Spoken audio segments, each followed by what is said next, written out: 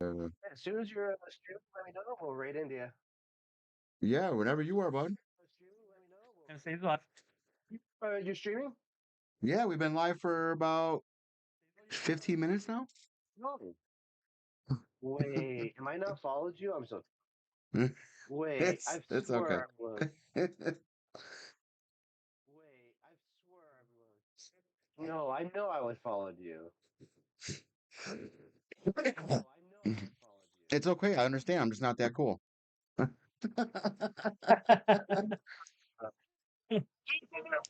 pal. Like, I swear to God. Oh, Like, unfollowed there you. we go. I swear to God. No, it definitely has happened, but I've seen it happen. Yeah, oh yeah. That's yeah, Twitch be right. twitching. The old Twitch, yeah, Twitch be twitching, exactly.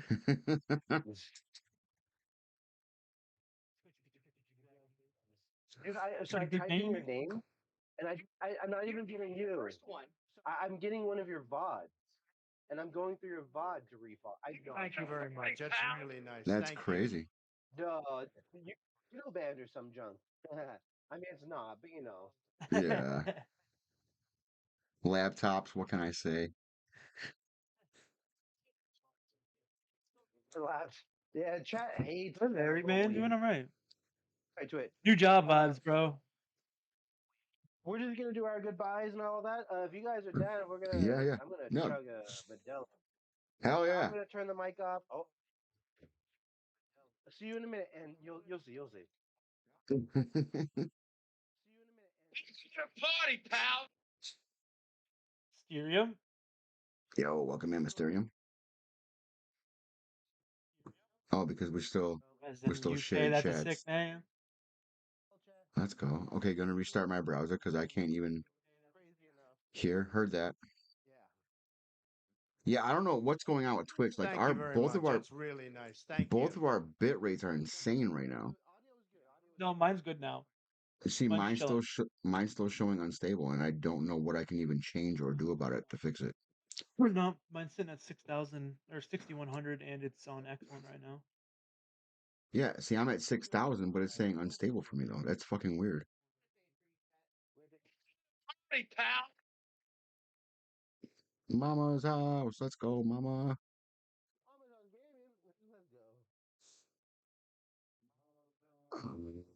go. Why is it?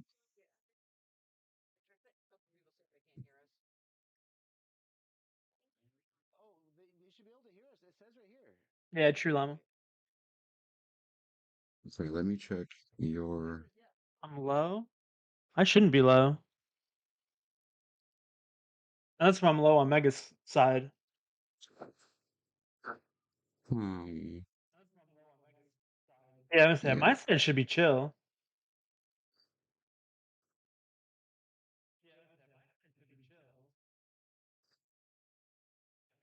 I've got my stream volume set pretty well.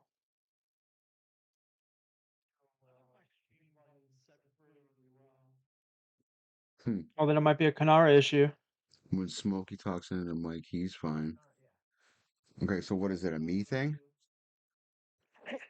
It's not you, it's me, man. Nova, what's good? What's up, Nova? Pretty good, right?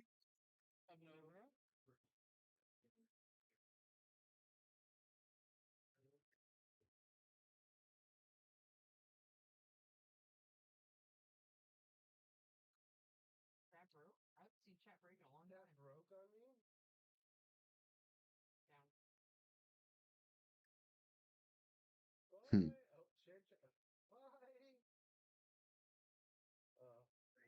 There we go. Dude, there's so many things that Twitch is doing differently. Like, dude, chat broke on us on the raid. You should be getting the raid any second now. But Alright. chat, like, oh, right, like, what the heck?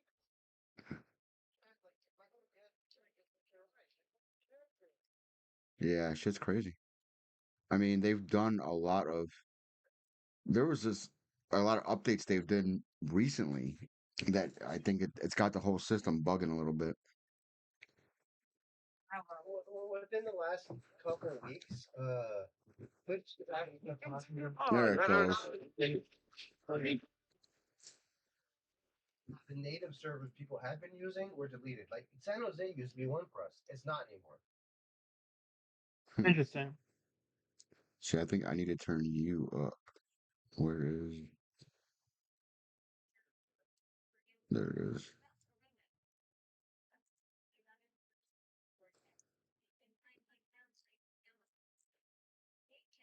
Yeah, let us Volume. know anything wrong on our side.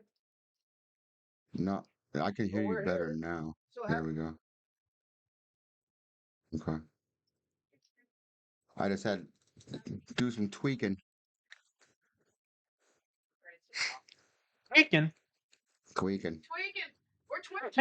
We're twitching and tweaking. Twitching and tweaking. Yo, I love that. Twitching and tweaking. yeah, but so Yo, let's go. are you twitching? As better for my cousin. You should describe what I do. She makes it sound like I have an OnlyFans. She's online and people. Thank you very much. That's really like, nice. That is Thank not you. It's not like Yo, that. Exactly far wild. off, but you know. Okay. Mama's house. How does everything sound on your end? I'm gonna check in my bedroom so that we're not close by when I don't listen. No echo. Brian, you say something? 1, 2, 3, 4. Again, I can hear you. Okay. I'm sorry.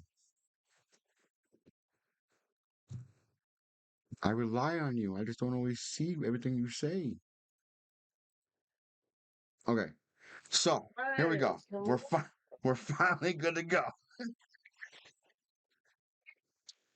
Cheers. Um, no echo here. Okay. Yeah, I think I had the one tab still open and I just closed that tab. And then it jacked up my rate by like weird. It's weird. So weird. Okay.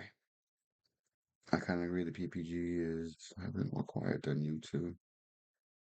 PGG, what's PGG? The host, me, can still hear everyone. No, there's definitely is a little bit lower. I know what I know what he's saying. Oh, But it's not like that bad.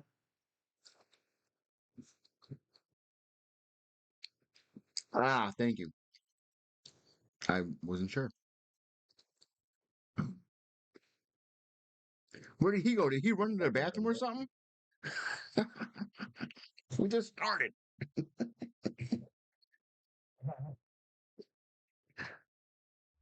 And it's funny because I'm about to go to the bathroom. Jesus, Oh my we're all god.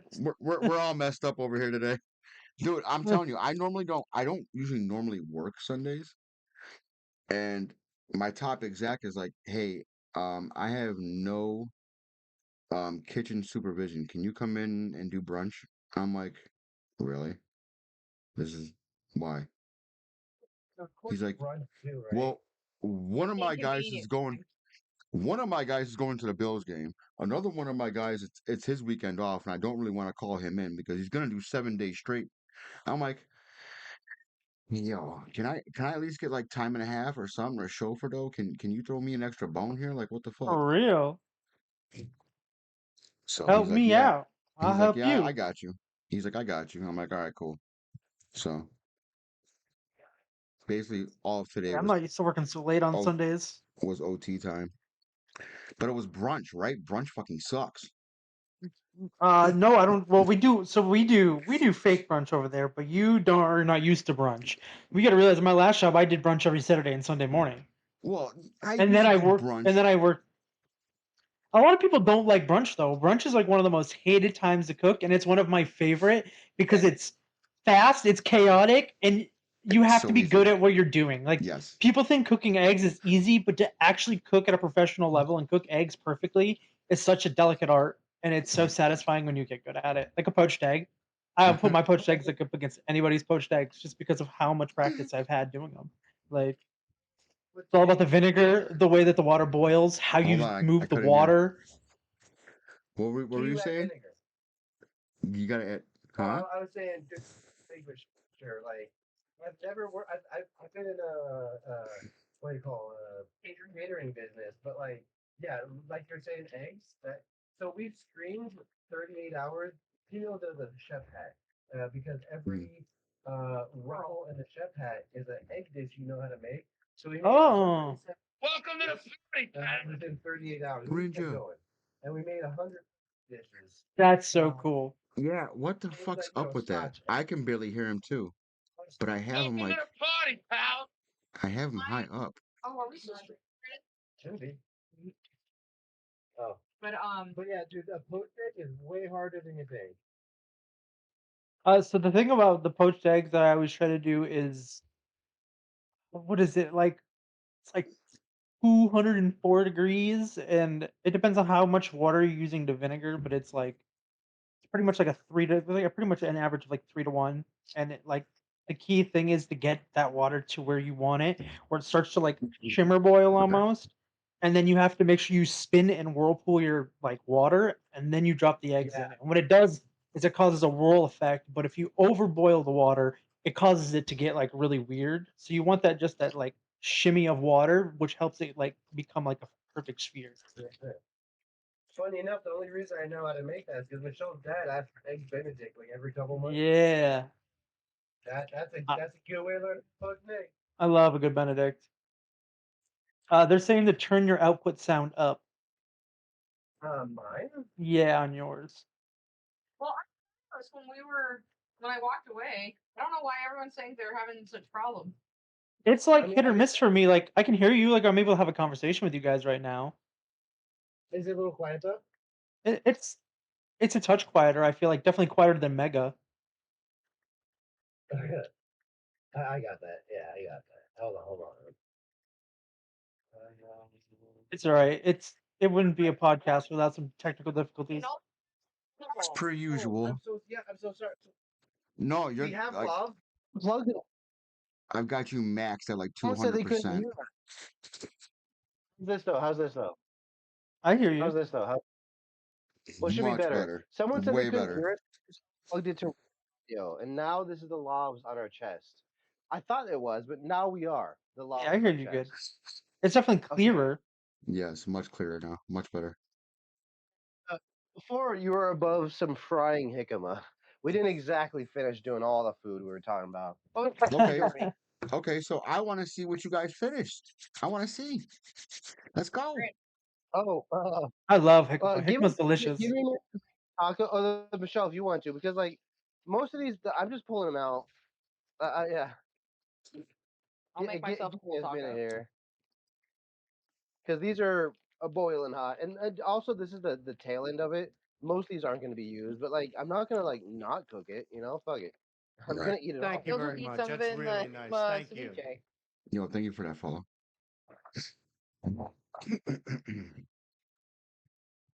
There we go, though. Oh, I've had this fucking cold for like 2 weeks This. now. It won't go away. Oh no. Just fucking Gross. lingering. The drip kind of thing.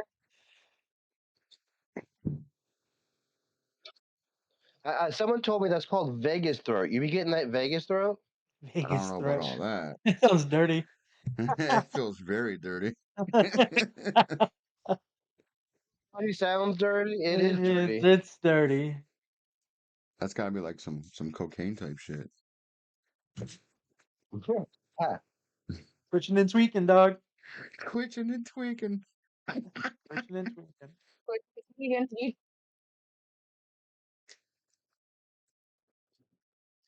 Okay, I think we're all finally settled. Just put it up Yes. so they can see. Well, here's our Oh, they're green screened. no, bring it over to this camera. Hold on. Bring it over to this camera. I'm doing it. Give me a second. There are no problems. There you go. Jicama tacos. Yes. Or the shell itself is made with jicama, so you just kind of it ain't no taco shell, Oh. but let's say get rid of the carbs. This I is like it. okay. It kind of works. No, I that's like it. cool. Because usually when I use jicama for tacos, I put it in like a jicama salsa. So using it as a shell is really cool. Yeah, because when you I'm fry it up, it crisps a little bit. Yeah. But They're like these are 1 or 2 biters. There's no way around it. Our Right. jicama was too big. Yeah, I had to cut it weird. Excuse me. Can Really? you go back? Yeah, it looks delicious. That did look really good. I How enjoy about it. the I No, you didn't. did you try what I was telling you about the ceviche? put jicama in the ceviche. Yes. You could have The pickled ceviche jicama goes and then put it in the and you could have pickled it and then put it in the ceviche. And that would have helped the ceviche. Ooh, Oh, I just that would have been cool. That would have been cool. See, the that's thing why I So with love Trash TikTok. collabs Panda, like this. welcome That's in. why. That's another reason I love collabs like this. Is like bouncing other food ideas off each other and like, whoa, I didn't Yes, even think of that. exactly. The thing about street tacos is it's what's inside the shell that counts. Absolutely. Yeah, This guy, yeah. But the no, shell to there's me is some cheese on. important too. The shell's important. That's the Oh yeah, vessel. there's some shrimp ceviche, a big bowl, a shrimp jicama ceviche, onion, cucumber, Okay. corn, sweet corn. You know, a little bit of that happening. Hell Okay. yeah, there's a Okay. jicama. But the thing is, like, Yo, Walt. turn around. It wasn't like the shrimp Thank was you so still much, Walt. purple, I so it appreciate took you. us a minute. They're delightful, and it's all with lime juice. That's awesome. I love it. Wait a second Yo, there. Chaos Reaper, what's good, bro?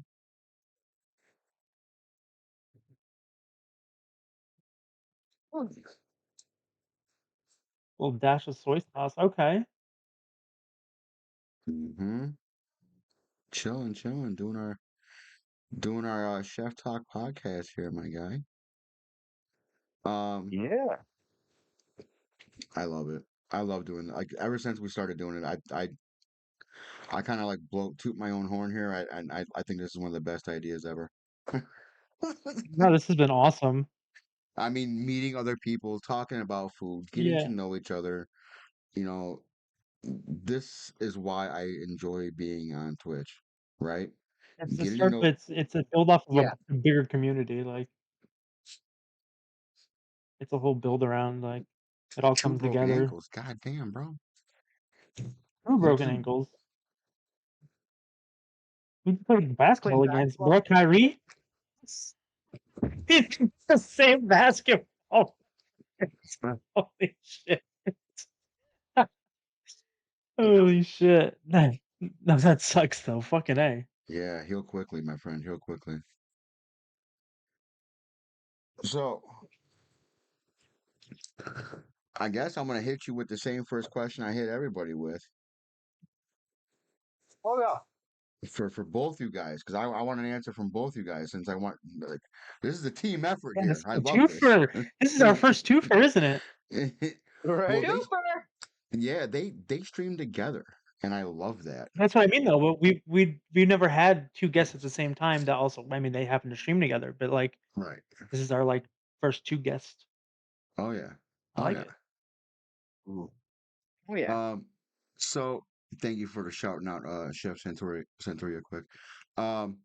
So what got you guys into cooking and food as much as you guys are?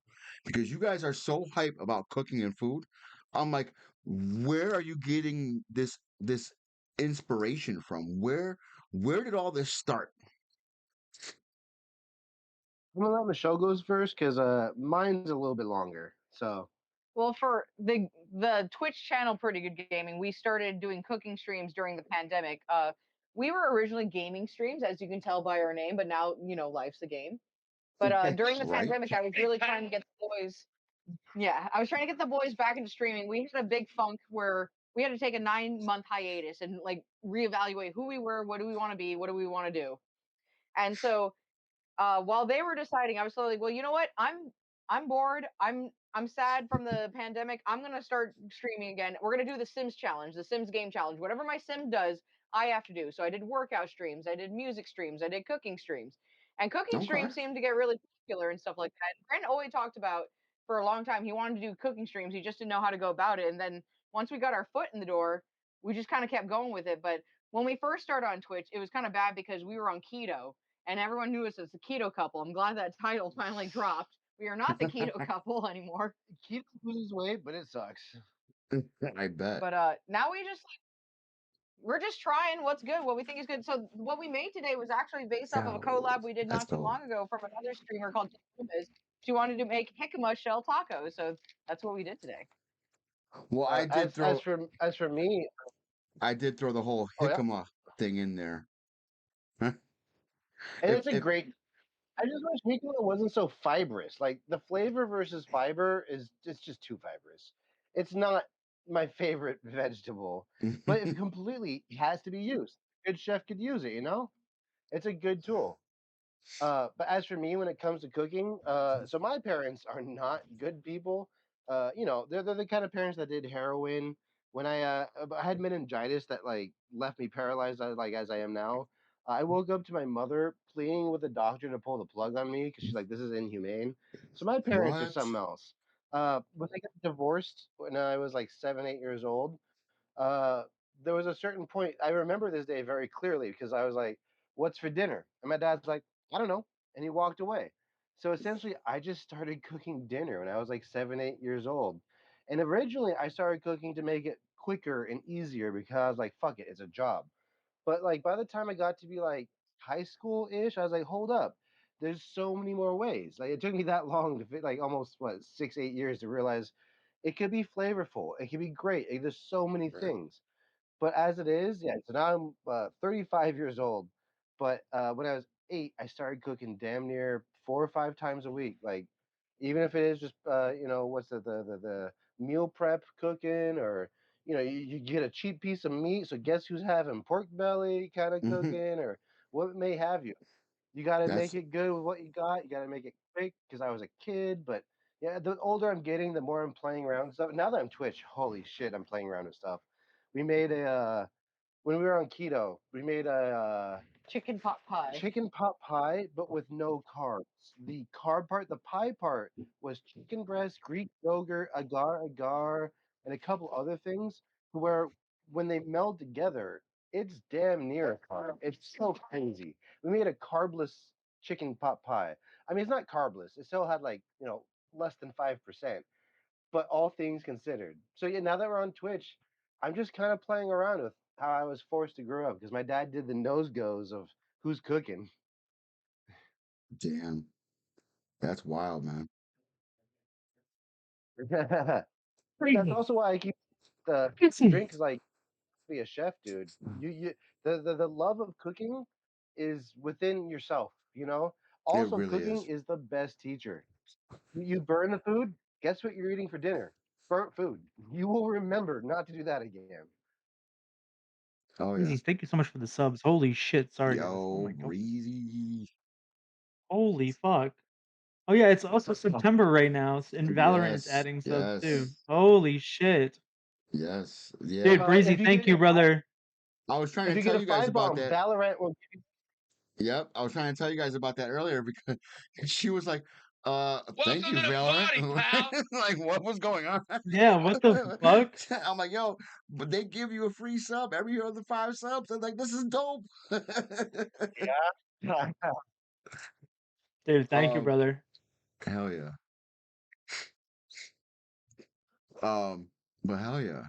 Um, so one of the things I meant I really wanted to go over was, and you brought it up actually. Like I was um when you were facing off against Kitchen View, aka Greg, he's like, I'm going up against a dude with a disability. I'm like, what are you talking about? I'm like, and then I'm like, he was trying to describe it, and I'm like, what? And I'm just like, you know what? I'm like, I'll wait till he's on the podcast and ask him then because like I don't want to be rude in his channel and be like, so what's your disability, guy? You know what I mean? Like I didn't want to be that guy. First of all, don't worry. I'm an open book. I lost my sense of like security and all that way long ago. Also, she's gonna smoke the Q bong in solidarity, I No, guess. Yeah, I saw him vaping. Smokey. I'm Yeah, Yeah, Smokey do smokes it. too. Oh, Smoke it that up. bong is sweet. Right. Say when And I it's will you say, cute. and I will say to you, homie. So like, my situation is not nearly as bad as yours was, but I had a similar situation where my mother was the same way. Did a lot of drugs when she was pregnant with me, and my upbringing. That's how she died, was an overdose. So like, I understand it. Thankfully, I didn't receive too much of Yeah. that. But like, I've been cooking since I was 6 years old by myself because of the same reason. Well, so I Oh, you Yeah, completely I understand. understand from your perspective for sure. See, and I As I tell understand. people, like, Go ahead. oh no, you go ahead. You go ahead. I understand from the opposite spectrum where I was the drug addict and I was fucked up for most of my life. But Oh, then I was having, too. but then when I had my daughter, like I cleaned up. Like I was clean. I did relapse one time, but I was clean for like 6 years. As soon as I found out my wife was pregnant with my daughter, it was a game changer in my life for real. I I, probably spent 5 years doing nothing but getting high and going to work, while being at work and getting high before I finally stopped because I could Thank you still very manage much. it, That's but really I would nice. just do Thank anything and you. whatever I was doing and go to work. Major But skill I never missed transfer. work. But I never missed work. Right. I would go in all as a kinds of fucked up. I'd go on 4-day, 5-day benders and I'd still go to work every day. as Hmm. a human, you cannot aim for perfection. For humans are not perfect. You can only aim to be Gothic. better than yesterday. Yep, exactly. I Thank you, appreciate that, Dev. little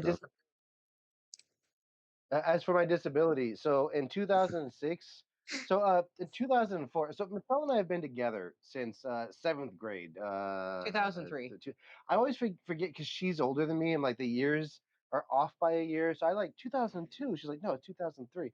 But anyways, I lost. We were wrestling, like just like straight up, like PE, like outside, like just fucking regular kid shit. Getting me ready for my yellow belt training. And we were wrestling, and she made me like fall on myself, and I fell on my elbow, which I elbowed my own spleen and popped it, and so I Ooh. lost my spleen doing that. So I was really supposed to die then. Got this whole thing dealt with, surgery. I'm cut from like the chest down to the below the belly. They opened me up like a car. Thank you for the follow. They opened me up like a car wreck, as they said. Actually, I remember this. As they had my guts outside of me on the table next to me, I woke up Whoa. mid surgery, woke up, sat up, and started pulling all the wires out. Like, "Ah." I just remember them like, put him under. It's There's a lot of people who said that they would just turn to the evil side after that. I will say it's just a bad dream. It's a very bad dream. But after that, essentially Kaiser, I was on penicillin for life.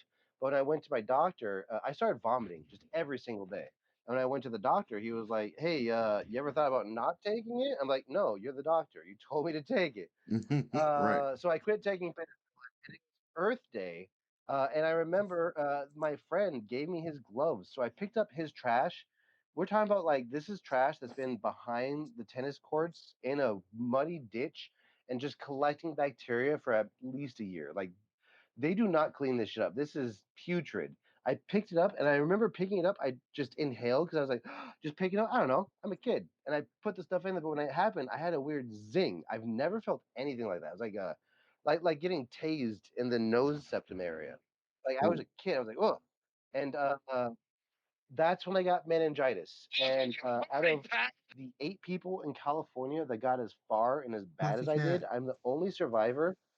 And not only that, but I'm actually in the medical books because at that point they're like nerves don't regrow. Okay, yes they do, and they cite my source. They're like spasms are only bad. I actually use spasms to walk, and they cite my source. Like I'm cited in several medical books for that reason. But essentially, technically, I have a spinal cord injury, and the doctor who worked on me, I'm missing that much of the skull on the back of my head. They Mm. never put it back in because they were certain never leave a pillow. But the doctor that did that, when he did that, essentially so meningitis is where the bacteria goes between the brain and the skull, and it just fills it to the Thanks for point the that colorism. your brain pops like fucking like some zombie shit. I was crying blood out my eyes. Like there was just blood. And the doctor relieved the pressure by opening up the skull and shaving down C1, the first vertebrae between the brain and the spinal cord. And when he did that, my spinal cord dropped. And when it Ooh. dropped, there was no blood flow to it. So a lot of the nerves died due to asphyxiation. And that's where I'm at now. The only reason I'm here is because the doctor did that. And I actually was in a big lawsuit with Kaiser because, like I said earlier, the doctor was like, "Did you think about not taking penicillin?" Well, here's the reason I got here. And I was supposed to get like 34 million, but I couldn't because they put the head of Children's Hospital, that's who worked on me, this head surgeon of Children's Hospital, he worked on me. And he was the liaison for Kaiser. And they said, well, if you're going to sue us, we're going to fire him. And I just couldn't. Like he did something that's not even by the books, literally saved life with it, and like I'm supposed to put his job on the line for money? That's fucked. So yeah, I we had to settle very minimum, but yeah, so that's why like I walk like a drunk dude. Dave and Buster's is fucked. They've called the cops on me so many times just because like, oh, he's drunk. No, man, your fucking stools are way too high. I'm a short boy. But yeah, stuff like that. But technically, spinal cord injury, meningitis. But yeah, it's nothing that could change. It's not going to get better at this point. He's lived more this way than he has Yeah, but also able it's one of body. those like the older you Mm. get. I was 16. That's why I survived it. I was young. If it happened right now, you know, Right. I wish. I wish. It was one in a million on top of 1,000. So what was that? Over a billion? Like one in a billion before? What is it now? You know? It's So, That's but wild. yeah, crazy. that is That's crazy. Dude, you're my hero now. I want you to know that. no. Yeah, thank you, but like it's just everybody. It's just do what you want to do. Have fun. Eat food. You know. That's why Brandon streams because he didn't know he was ever going to get out of the bed. So we Mm. started doing IRL because when I was in a bed, I, there was a certain point, dude, that was the most depressing time of my life, of course. But I didn't know if I'd ever see a mall, a restaurant, just the most mundane, a parking lot. And I actually wondered if I could pay someone $20 to put a camera on their shoulder. Well, now that's just called IRL streaming, and that's why we do IRL streaming because we can be that. I don't care if we got 5 or 500. The fact that we could share experiences and just be like, hey, this is life. Check it. That's monumental. But the same with cooking. As you heard my story before with my father and everything, I've always been into cooking. I think it's beautiful, and I could do that. It's crazy. So you guys already answered my second question, which is usually my follow question up to that. Is how did you guys start on Twitch? So you already answered that too. Yeah. Actually, Different. That is actually so we physically started in 2015, Oh, okay. but we didn't care. I'm streaming. Who gives a fuck? Maybe it'll be a week. Maybe it'll be five. There's no schedule. If we're here, we're here. Whatever. And so yeah, we physically started in 2015 with like Mario Maker and and Smash. Smash 4. All right. Yeah, Okay. We used to do Smash tournaments every month, and so that we started our YouTube, and then eventually we're like, well, we should start streaming too. but when it comes to like the food and drink and seriously streaming, like making it a real thing, Welcome to the party, pal. 2016, like September, right? November. November, yeah, late 2016, like so. We've been It's around for a wild. little bit. Yeah. Reeve, I am so glad to see You you, still bud. do gaming streams? I was worried about you, Reeve. I was about to reach out to you. I was waiting like a couple more days, honestly, and I was gonna reach out to you Yo, because I haven't Reeve, yes, seen or dude. heard Good from to see you you, in a man. while. Life's be Gaming life. stream. Yo, Law with the Oh biddies. yeah, Yo, thank you, bro. Appreciate you, Law. I'm yeah. listening. We still do gaming streams. She does Zoo Tycoon And Sims, and Sims, and I've been like, I Pokemon. have to start playing like Okay. Binding of Isaac, but with all the things that happen on stream and all the stream things, like also IRL, I use a home server. It's just that became my life. Like it's not a full time job, but it's a full time job. And if I were to do gaming, Yeah. I'm not gonna do that. Oh yeah. Oh yeah. That's Because As even much as I would love to, my elsewhere. I mean, even when I'm not streaming, I'm trying my best to support and network, and it's like, so it does feel often like a Yeah. job, especially when you're trying to find clips and then you promote your clips and get those out there. It's like there's all these other little Yep. things that go into streaming to promote yourself that people often don't even talk about. They're like, "Oh, well, just I stream. I'm a streamer." Okay, that's cool, but are you doing anything to promote yourself? It's a lot of work. It really is. It really, really is.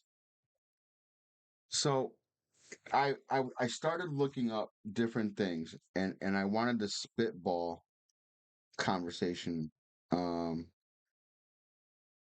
Yeah. I had I had came across this because I was in there earlier when you were talking about the food and drink with Kanara, and I was there, but I wasn't there because Yeah. my computer started fucking up, and I'm like, these are some topics to discuss. Um, Yeah. Yeah. because I loved your different view on it though, and that's why, because I love people's different perspectives. I've grown as a person getting other people's perspectives on things. And like you never know what someone else is thinking until sometimes they say it. Because you may think you know somebody until they say something. You're like, whoa, okay, okay. Yeah. But one of the things was about oh, I thought saved it. God damn it. Um oh, okay. Is there I had a couple people send me messages. I don't know if you're able to do it or not. Is there any way to turn these special effects with the twinkling off?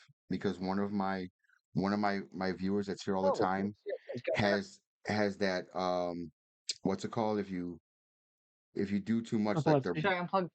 their brain fucks up. Epilepsy. Yeah, they have Is yeah. that okay? There is a light that does like weird disco lights. You see that it's making the green screen squares. We could also Yeah. go. I guess yeah, if we can. Just like super. Yeah. Sorry Thank about you. that. Yeah. No, no, you're good. She a couple people just reached out to me about it and they're like, I love being here for you and I love the conversation, but I don't want to spaz out. I'm like, I'm sorry. Hold on. Sorry. No, I'm also sorry. Please. Yeah. Also, whenever anyone asks us, yes, we do that. Yeah. Let us know, man. We're there for I you. appreciate that. Thank you so much. Um, okay. So since I can't find it, I did have other stuff to discuss. I always have stuff to discuss. Ask Smokey. He's usually a bump on the log here. I am I am the bouncer, dude. Oh, okay. So here was one of the things I came across, and it was a meme for it was for Anthony Bourdain, and it was quoted by Anthony, and I want to hear everybody's take on it. And I got my earpiece because I'm gonna get up and walk away and grab beer and go to the bathroom real quick. But I have my earpiece so I can hear, and when I come back, I'm definitely gonna be asking questions to reference all. So this is the quote, okay? The kitchen was never built for foodies. It was built for us misfits. No. Just because I gotta go take a piss, Everyone's it's leaving it's for a pretty. piss. Everyone just But dips.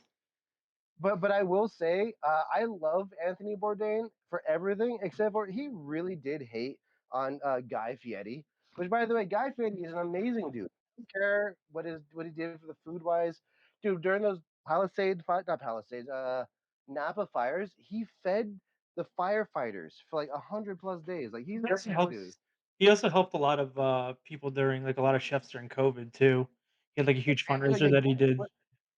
which Yeah. I get it why Anthony Bourdain would be like, you know, because as a character, I get it. And Anthony Bourdain's great because he's like in and out. The roadside California stop by where rubberneckers make sure they see where the burgers are made. I don't know, some shit like that. And yeah, Anthony Bourdain's great and he has a lot of good points. But as for is it for the misfits? Yeah, because I also think foodie is a stupid term. pal. I'm a foodie. Oh, I love food. You don't love food? What are you talking about? I think foodie is a term that's thrown around like saying See this hidden gem. No. see this come to me to this hidden gem. I was gonna gatekeep, like you know how many videos are like that? That's how foodie is. It's just a term thrown around to Prestige. like to get the people who honestly aren't foodies, to get them interested. Like, hey, if you're a foodie, you know, That's what I said. I just think of an Instagrammer when I hear foodie. yes, That's the Yeah. first thing that yes. pops into my head is Instagrammer. Like, Which, yeah, that's exactly what I mean. It was like, Anthony Bourdain actually is right. I mean, he's usually right. Well, Smokey, now it's me and you. My husband has to Hi. take a piss. Well, no, Chef Egg is back. oh, Well, and then Mega's back too. I'm back. I'm back. I'm all back. right, I'm gonna Um, take a fade. Love that response, by the way. And while you're taking a toke, here's my thoughts real quick. I I, Welcome to the party, I pal. 100% have always been huge on Anthony Bourdain because he opened my eyes to a lot of different things. And as a chef, he made it okay to talk about certain things or talk about anything and everything or just to talk, period. Because there'd be days, weeks, the only time I'm really talking to somebody is when I'm fucked up. Like, and I don't want to be fucked up just to talk to somebody. So that was a big thing. My whole thing with that actual specific quote is that I personally relate as a misfit. And if you've ever read his first book, obviously, Kitchen Confidential, he talks about it. He's like, the kitchen is the home for misfits because we don't know where to get a job anywhere fucking else. So what do?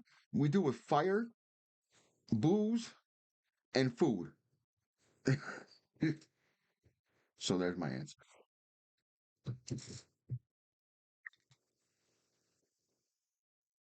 I'd actually like to double down on my answer about foodie because, like I was saying earlier, the term foodie is thrown around like you have to go to the 626 night market to be a foodie, or you have to go to Michelin star places. No, a foodie is somebody who likes food and likes the terms.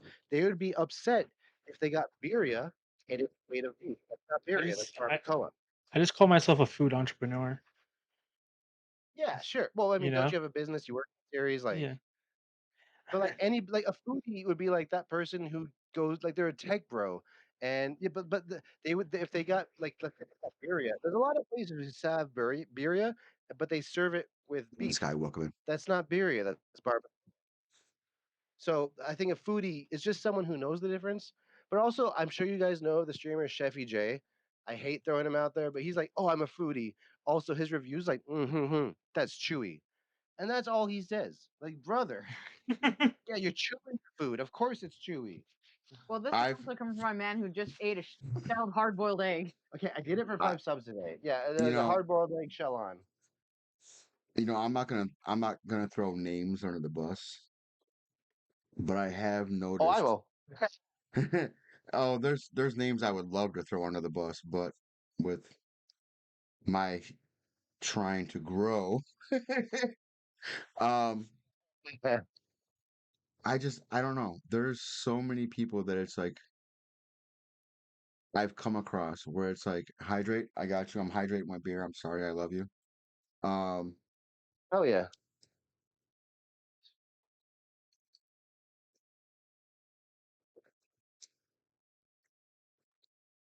putting the drink back in food and drink. We bring and to food and drink. We bring the I, lo- showmanship, I love that. entertainment, communication. Yeah. I love that. Every time you guys do that, it's fucking hilarious to me. I love it. I It's really an do. acronym for sex. SECS. But Sorry, you're saying. but I've noticed like there's a certain I've noticed cliques among cliques within the food and drink group. Like it's very, and it's like I haven't really fallen into any certain cliques just yet. And and there's definitely certain cliques that I look at and I see and I'm just like, really? Like this is See, what this you're is doing? stuff that I don't like see or know about. This is new to No, me. So this is but interesting. but here's my whole thing with the Food and Drink Creators Club, which I love, by the way. I love the fact that we're finding the group as a whole is finding little pockets of food and drink Yeah. streamers and they're bringing them all together. I love that. Because hey, that's how we're going to meet other people and grow and network and blah blah blah blah. But there's, like I said, like there's those little clicks here and there that it's just like, okay, I obviously don't sound cool enough to hang out with you guys. You guys are way too cool for me. And then as I'm leaving, I'm like, fuck off. Not true. I mean, that's just me. I feel you. Are we There's clicking definitely like clicks eighth out grade? there.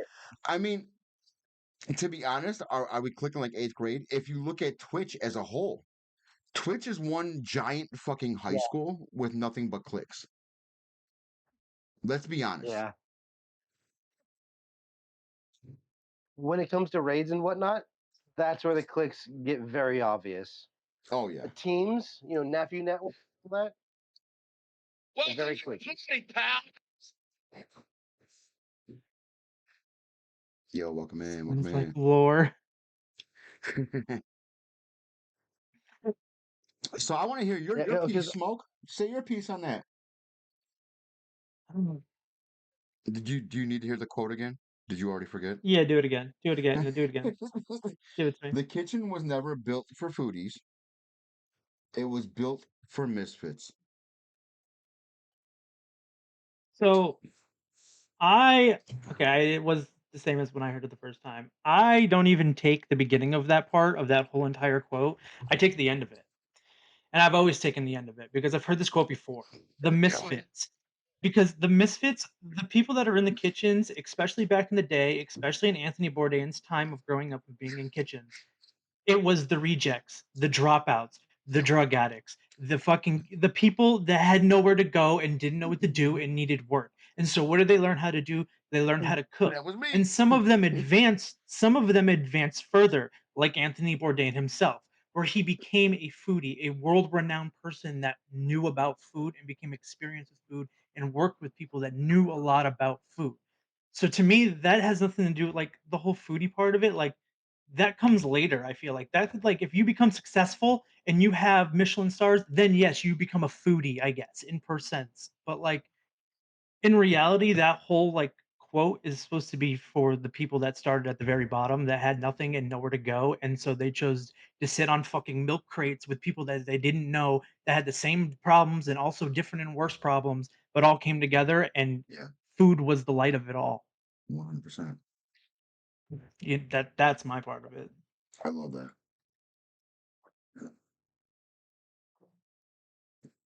Your turn, Michelle. Come through sometimes. Come through swinging sometimes. And she stuffs her face. can't help it. The name was working, dude. It's working. Yo, I actually have a shirt in my merch it's called Milk Crate King. And it's got a crown over it. It says Milk Crate King and a stack of milk crates. Here you go. It's yours. Because, dude, milk crates, they serve so many more purposes than crating milk. Oh yeah. Oh yeah.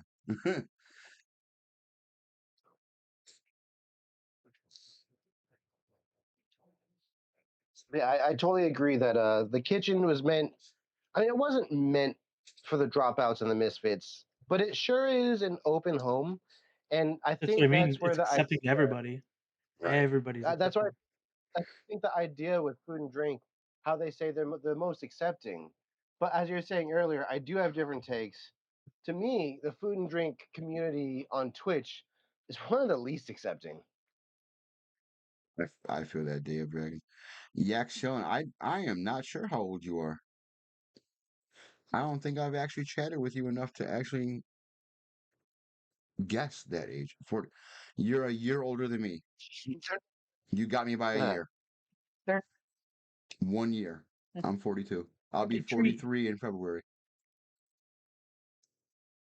Let's go. What's your birthday? Michelle's is the 21st. February 10th.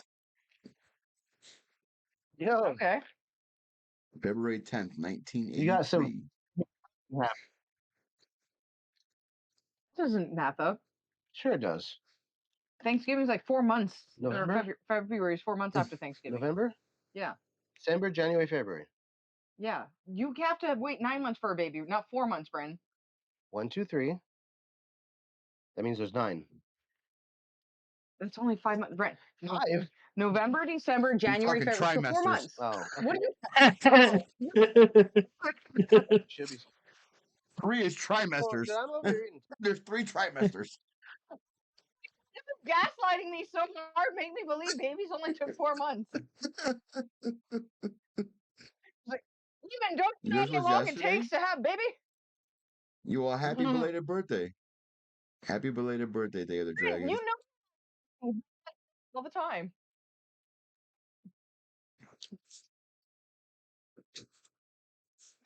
So I have another question for you guys. And I found Alright. I've been wanting to ask other people this question too, or not just other people, but as a question for just the show in general for everybody that comes on. So where did I put it? Um, I just dump all my stuff in topics and then I have to scroll to find stuff. So what is one ingredient that has the power to ruin an entire dish no matter how well everything else is made? That is a crazy. That's a Salt. crazy one. I mean, salt. Is that what you said? Salt. Yes. Ruin it no matter the Mm. situation. Correct. Too much of it. No Too matter much how salt good in everything else any. is cooked. Sure, you And can fix it. you could actually say Also, don't. pepper for that matter too.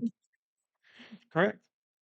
Yeah, but that's not the question. The question is an ingredient, regardless how you use. Like, if you use the ingredient perfectly, it still is too Gonna much. ruin the dish. My answer is gonna be Century egg. squid ink. Oh. Because squid ink, no matter how much, how Ooh. little, how anything, now the dish is black ink. Your poop is black, and it tastes like ocean. That shit goes everywhere. I mean, it kind of goes what Smokey was saying with salt. Because squid ink, I don't know if you ever had it. It's Yeah, yeah. Salty. I used to make a yeah, squid I ink agree. pasta. Which I get it, that's an Italian delicacy, Yeah. but hard pass. I And thought you you know were gonna what? say pastrami or some shit. And you know what? I love that because you know what? People often ask me to add squid ink to spaghetti to make it black for Yeah, Halloween type shit. Like, ooh, let's do black spaghetti. I'm like, sure. are you sure? We can vent, sure, Because but we have once a it's saying done, out it here: can't be bitches don't undone. know. Yeah, but we have a saying out here: bitches don't know, man. Like they've probably never tasted squid ink. It's not that bad, but it's for sure is an acquired taste. Oh yeah, And I get it's an Italian delicacy, but hard pass. medical We've pack. made I don't know 10 dishes of that Are you on smoking a stream. hot Yeah, dog? fried Fries, It's a vape. noodles, the whole deal. we tried to make tacos one time or something like that. Like And dough, we made it with dough. Yeah, we've used squid ink a few times. And that's why I could pretty firmly agree that it just becomes squid ink. It's just fucked. It's just using it perfectly is still sucks to me.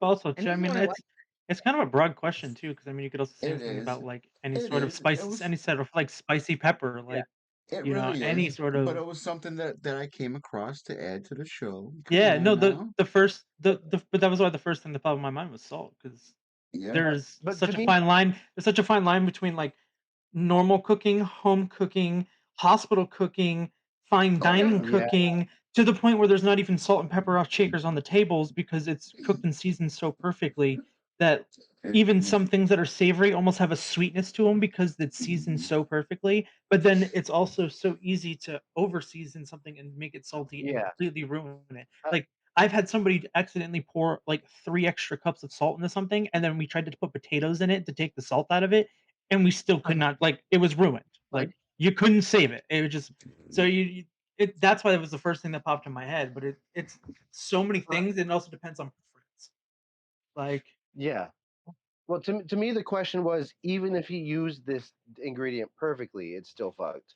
You know, Right. if you salt the potatoes perfect, it's pretty goaded. But if you made it if you do perfectly, that I wrong, mean, Yeah, thing to but if you potatoes, then you're but if you use, Mm, like like I said, I used to make squid ink pasta. It's like, I never experienced using too much squid ink pasta. It was what the dish was, it was how it was supposed to be, and yeah, if you the make it dish right, sucks. it's great. Yeah, I mean, it does. It's fucking. It goes everywhere. It's Dish terrible. sucks. It's terrible to work with. It's not fun to work with. no, I it's will not. 100% say it sucks to No, work it's with. not. It sucks. Yes. Yeah. Even like I was saying, even when it's done perfectly, well, fingertips and other things are all stained black too for your poop for 2 days. You Yeah. know, wipe. But It's it's you just so you're dying. good. So good. that. Yeah, every Got the time he black talks plague about on the your poop fingers. being black, I'm like, how much liquor did you drink that night?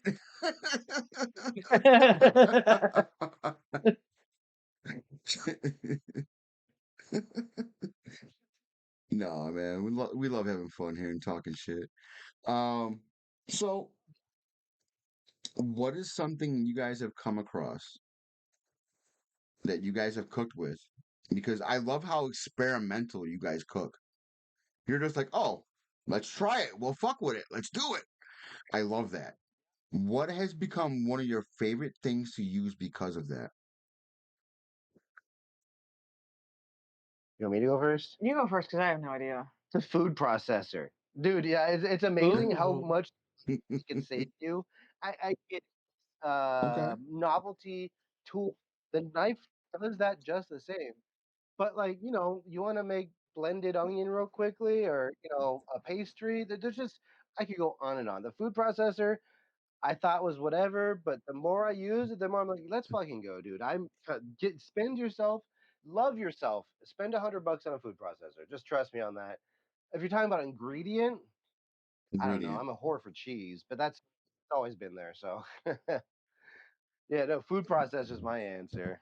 What exactly was the question again? What's something overall this time that you're like, actually, this is kind of good, and I need to use it more, and I should love it more? Mushroom powder that Jane Henry gave me. Mushroom powder, for I don't sure, even for like sure. mushroom.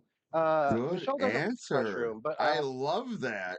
the Chinese mushroom seasoning. I don't know if it's backwards for you guys or whatever, but No, it looks it's good. just You're good. pellets of Okay, cool. It's just mushrooms, and they dissolve in water.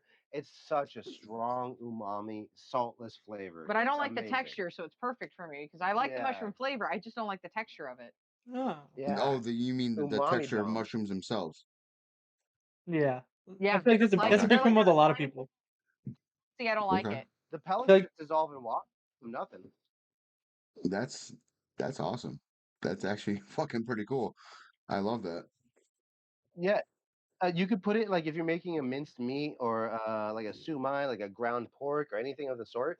You could Right. put them in there and like give it half an hour to marinate.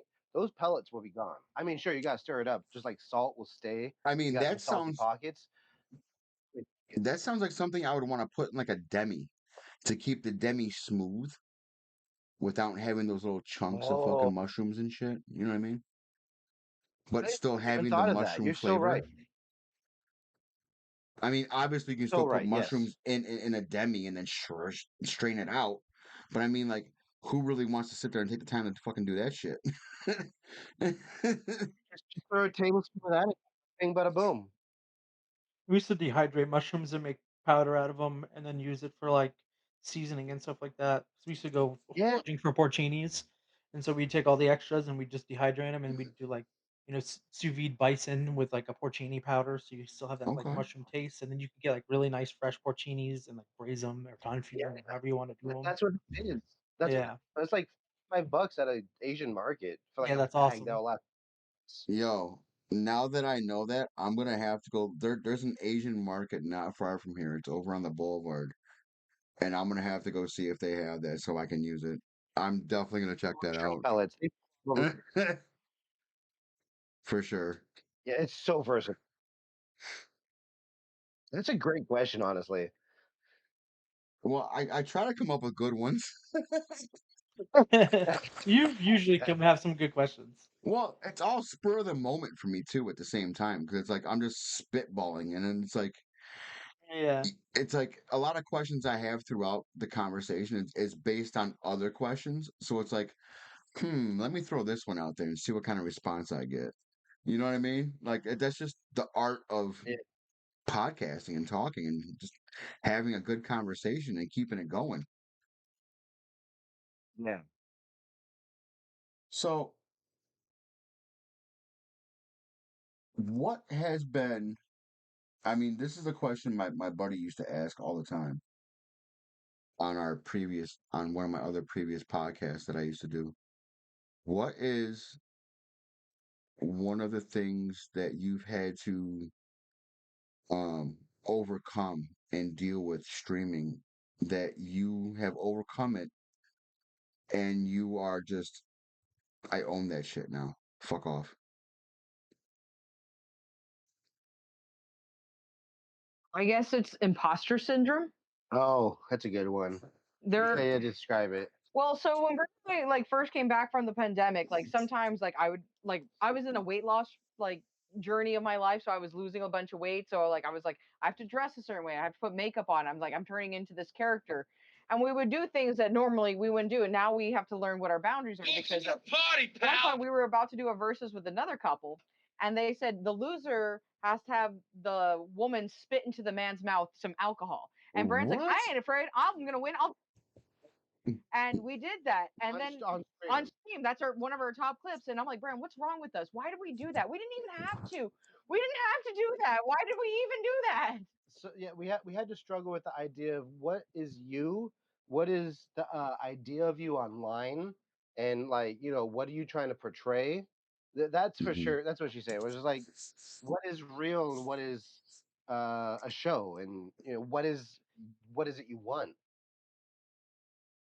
Yeah, that's For fair. me, for me specifically, I don't know because I'm sure you've seen one of the things we really do very often is live editing, and like Jim Band. that's just a nonstop it's just a nonstop like growth. Like I never was like we went to like a Academy of Arts high school and everything. Like they had like really good like we were in marching band. Like we're pretty used to being in front of people and talking. Hmm. Sure, we're not a fan of our voices, but like that's not that big of a hurdle. Yeah, yeah. What Michelle is saying is figuring out who are we and what do we want to be seen as. That's pretty huge I love that. because Yeah. doing Absolutely. this live editing stuff takes work, but it's just computer behind the scenes. When it happens, it happens. And yeah. No, Michelle had the right answer. I love that. So, Yak Chillin. Am I saying that right? Yak Chillin. Yeah, Yeah. yeah, that's our mod. Okay. Nice. So, so my coat, I did earn it. Um, this shit show. What's good, bro? Um, this is my personal one.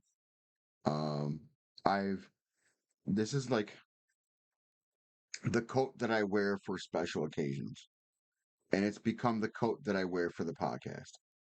Um, I've had a white coat, probably for, or what we call a white coat, probably now for 10 years, almost 11. And that's because I've been either an executive sous chef or an actual exec.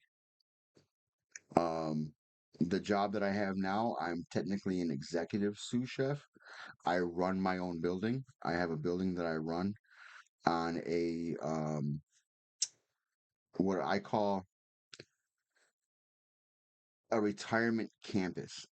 And the reason I call it a campus is because it's so big. It's the size of literally a college campus. There's independent houses that people still live in. There's dormitories. There's actual a section for people that can't take care of themselves or are aided. Um, and then there's a whole nother section for people that are like different. They have different illnesses, but um, it's huge. It's literally like a size of a college campus. And where I work currently, it is a fine dining option that's on campus. They have the main restaurant, they have a cafe. There is also like a food truck type vendor that's there all the time. But my restaurant that I run is I call it more bistro than fine dining because I like to do a lot of comfort food, but I dress it up a lot. So I definitely it's considered the higher end option of what's on campus. So I hope that answers But your I've seen question. and heard what you got. Definitely, it's like higher end stuff. Yeah, I've got a question for you, Smokey and Chef Meg. let's Yeah. go. I love questions back. I love when people do that.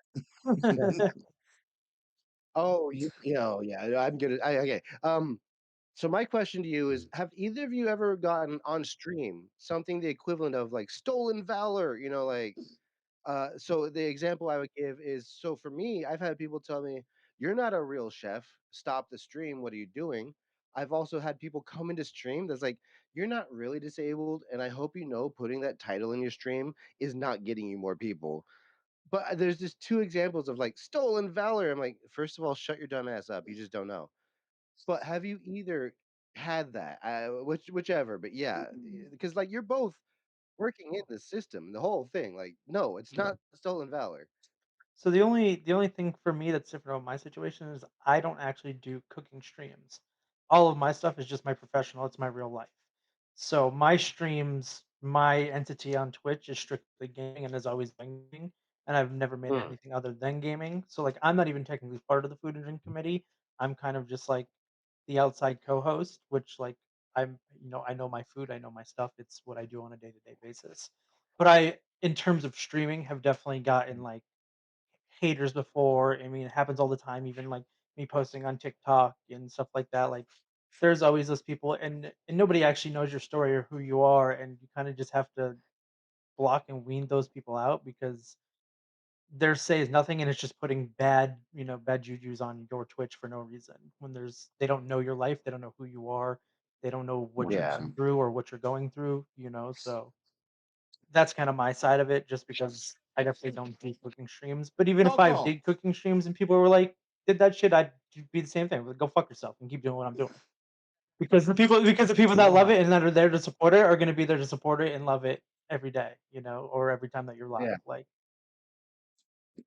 I mean, for me How about you, Chef personally, Mega? yeah, looking for a fight. Kenora, I remember when you were on here, you had told us some stories about something like that, like few instances of people doing that kind of stuff, and I mean, people are just gonna come in when they're bored and they got nothing to do and they want to be haters because yeah. they literally live a shallow life. I mean, there's a lot of times where I've felt it more than I've experienced it. Because when I stream my cooking, I don't always do a whole lot of cooking.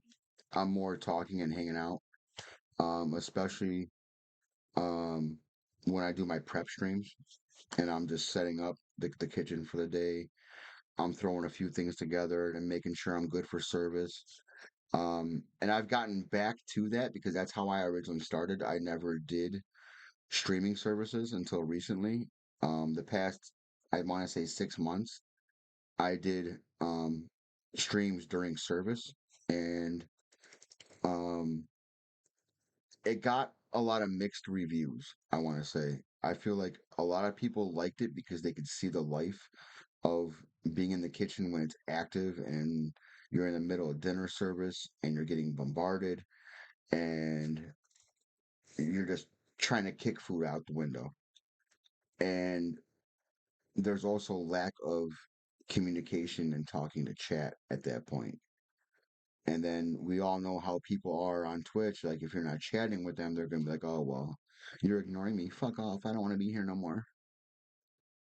So it's like I went back to doing I know my stuff that only prep. happens to us small people though. It is. It Like is. It really is. But like, specifically answering your question, I felt like a lot of times because of having only me, myself, and one other person in my kitchen, maybe two if I'm lucky. I use a lot of pre-made products, and I I alter them to make them better in my point of view.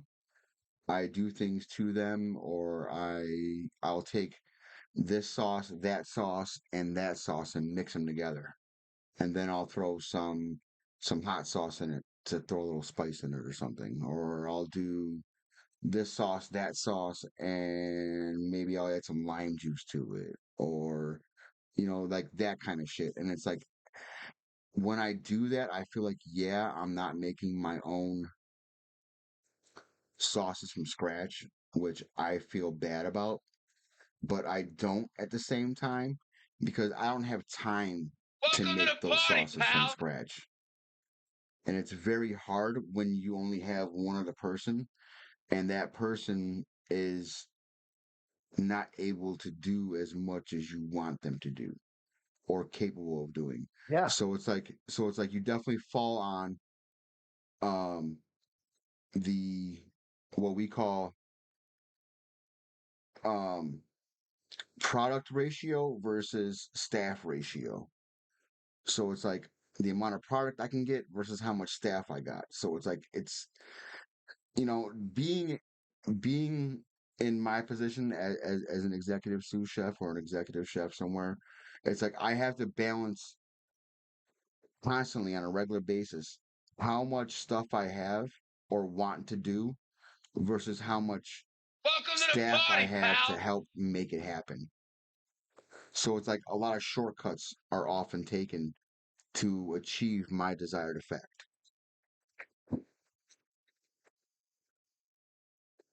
Yo, everybody coming Ju- in right now. Big love, guys.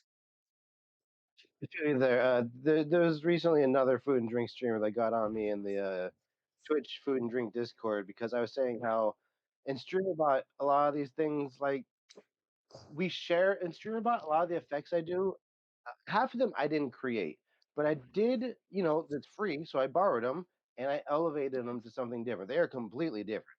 You're not going to find what I do exactly, but Right. that's what made it different. That's what made it better. And there's people who are just going to like look at it and be like, "You didn't make it from scratch." Like, "Oh, fuck off, dude." I mean, you could say that about designs themselves.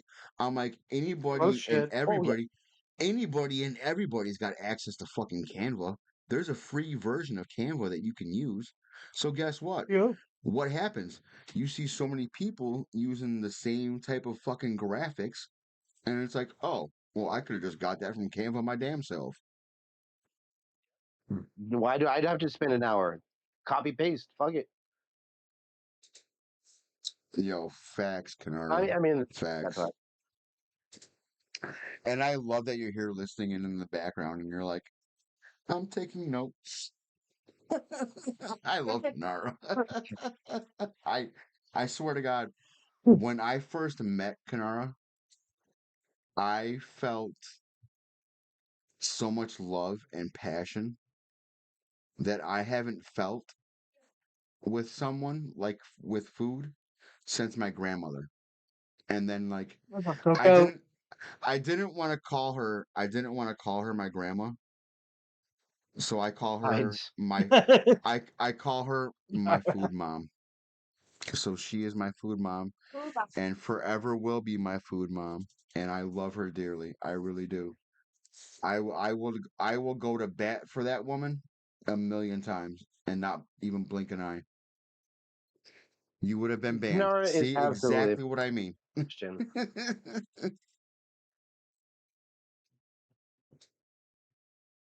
Say what? I was saying Kanara is an amazing person, and there's no question. The amount of work that they have put in for the food and drink community, Oh my God, heartlessly yes, and heartfully, is paralleled. So yes. yeah. By the way, did you know that this whole stream is yeah. But no, really, it's amazing what Kanara has done, and it's unparalleled. And if you argue with that, you should probably learn your history. You know? Yes, absolutely. I mean, if it wasn't for her, there would not be a food and drink creators club at the end of the day because she was the one that fought for it. She was the one that petitioned for it. She was the one that got in Twitch's face and said, "Hey, this should happen." So Do the damn thing. do it. You need to. You need to. So big love to Kanara. Um, Mama's house. Can you do? Thank you, Mama's house. Can you do a big shout out for Kanara for me, please? Pretty please. And I have to go to the bathroom real quick. I'll be right Yeah. back.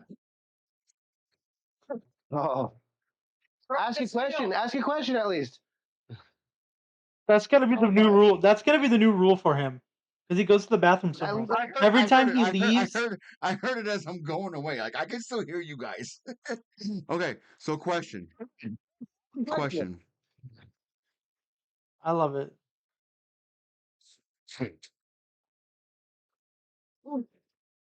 I kind of want to go back to some old school shit that I've been wanting to ask. So let me. I'm Not surprised you haven't asked one of the every stream questions yet. like what? Then why aren't you asking them? Uh, this guy, because you asked the question here. No, I mean we always ask almost every single guest. What is one of your favorite things that you guys have cooked on stream? my Well, man thank broke you. the seal. He's got 5 seconds. He says, Oh, Michelle has a question. Michelle. Answer his Oh, question. oh yeah. yeah. My favorite thing to make stream is my grandmother's sumai recipe. Okay. Before the pandemic, Brandon and I were vegetarian for 10 years, so I never really got to eat the final meals my grandmother made in her before the dementia got her. And so I feel like it's a way to honor her. Now that I'm eating meat again, I asked my mom for a bunch of her recipes, and we make sumai a few times a year based off my grandmother's recipe. That's awesome. I like that. Yeah. For me, it's that weird stuff that everybody like literally is like, that's gross. What are you doing this? It's like, well, do you know? Have you had it? Like this is not the best example, but not too long ago we had mustard on watermelon. Brandon, It's not fuck up. bad. It's not It's just bad. broccoli mustard, like when you squirt the little Yeah. drippies. Just makes it Face, sweet. Brandon. It's not bad, but it's not good. He keeps Like, breaking But them. I said, like I asked what was the favorite. I said, what was your favorite thing that you've cooked on stream? That involves no cooking. Brandon, you're oh, I was She just gave like me the she well, gave the me favorite grandmother's recipe stew, and you give me mustard on watermelon. watermelon. my grandmother went to the olive pit when she wanted to get something fancy. That ain't fancy. That's just Well, she gave you a fudge recipe. fudge recipe. Yeah, she had a bunch of yeah. I don't have any family stuff. Like when it comes to the to me the best things to cook are the ones that everybody's like, this is bad. By the way, you're wrong. You know, like it's just weird. It's super out of pocket. Okay, I know this isn't Brandon's answer, but I think it's kind of cool. So when we first started cooking food and drink streams, one of our first meals we ever made was keto chicken cordon bleu, which was what Brandon was famous for in high school, was making chicken cordon bleu. And so we made it the authentic way, like how we would have made it as a kid, because when we're on keto, you can't make it with the breading and stuff like that. Yeah. So we made it how we used to make it last weekend. So we had chicken cordon bleu, which was a blast of the past. And for keto, the Love you, breading would Coco. be Chicken. chicharron. Oh, No, chicharron, that's right. shred. Yeah, food processed from chicharron. Interesting. So, percent. I'd eat it. I'd eat it. Yeah, Okay, it's great. so if you want to know mine, you have to Sriracha have on watermelon. you have to have my stream pulled up to see it because I'm gonna exclamation mark do it real quick so everyone can see it and hear it. All right, I'm going over. I'm going. Oh, I gotta turn your. I'm turning your screen up. I'm gonna mute myself.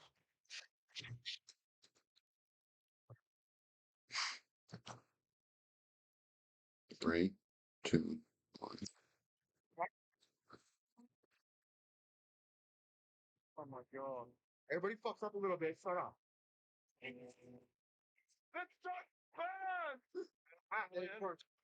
It's Gordon Ramsay. Oh. What? And it burns, burns, burns. So so I the couldn't hear anything, so it was. did were you able to see it? Did Yeah. you guys see it? It looked like a little meat chunky. Like a You know, mushroom Wellington? no, that was duck.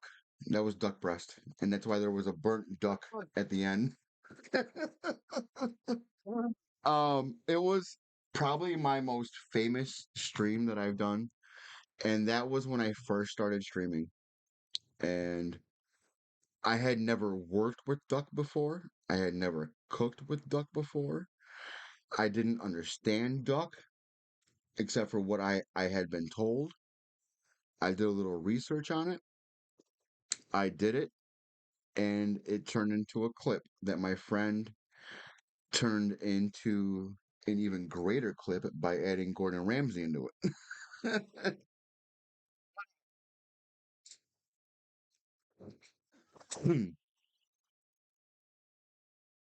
I have something interesting to say about one of our first streams that you're like, oh, you're so innovative. You don't need to be. Um, one of the first like 24-hour streams we did cooking was to reveal Brandon's brother Kafiri. And after that, we were so tired because it was like a 24-hour stream. But our next day's content, it was Easter Sunday. We drove to Gilroy to get this giant ostrich egg, which we then filled with a duck egg, which we then filled with a quail egg. But by the time Deviled. They were all deviled. they're all deviled. And by the time we're Oh done, we're like, wow. we're so fucking done with this. We didn't want to eat it. We're just like, I'm done. Uh, I'm tired. Why did we do this abomination? that was over $100 wasted. Damn. At least you can say you did it or tried it. Right? That's what we Like, tell people. That in itself. you know what? I keep hearing people want me to do Turduncan. Oh my And, fucking gosh. and I'm honestly so sick of hearing that. I'm like, I don't want to do that. No. No. No. They're like, No. come on, you're a chef, you'll love it. I'm like, it doesn't sound like I'll love it because all three of those things cook at different temperatures. Correct. And then, yeah, going back to what we're saying, what are you willing to sacrifice when you first start streaming and you got to find your boundaries? When Brand and I first got like 1,000 followers, we strumming. We went to the top of a hill, opened inside of a bag because we knew it was pressurized, explode inside. Brandon had to vomit instantly. I actually swallowed, which Brandon almost vomited watching me swallow it, which almost made me vomit. I'm like, dude, you're not helping me. I'm trying to do this for the team. So stroming is just not worth it. First of all, it's I think a Swedish delicacy, but America doesn't buy from them, so you have to buy it from Lithuania. First of all, No first of all, way. that's the first red flag.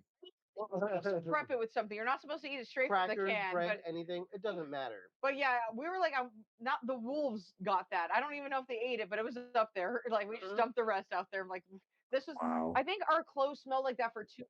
We no matter we had to wash it a few times. Oh my goodness. Wow. All right, Smoke. So what's another question I always have?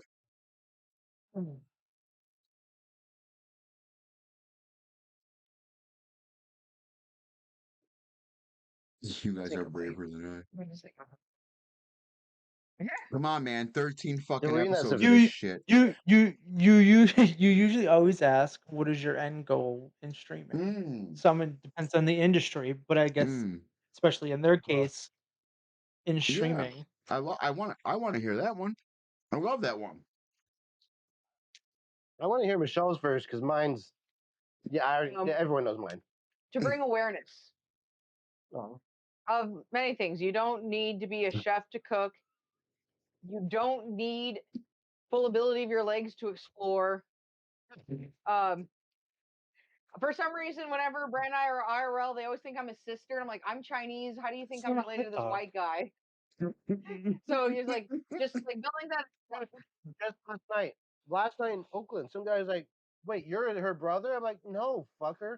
what? Welcome to the party, pal. Why pretty? Your wife pretty. Do you know your wife pretty? I'm like, no shit, dude. I married her.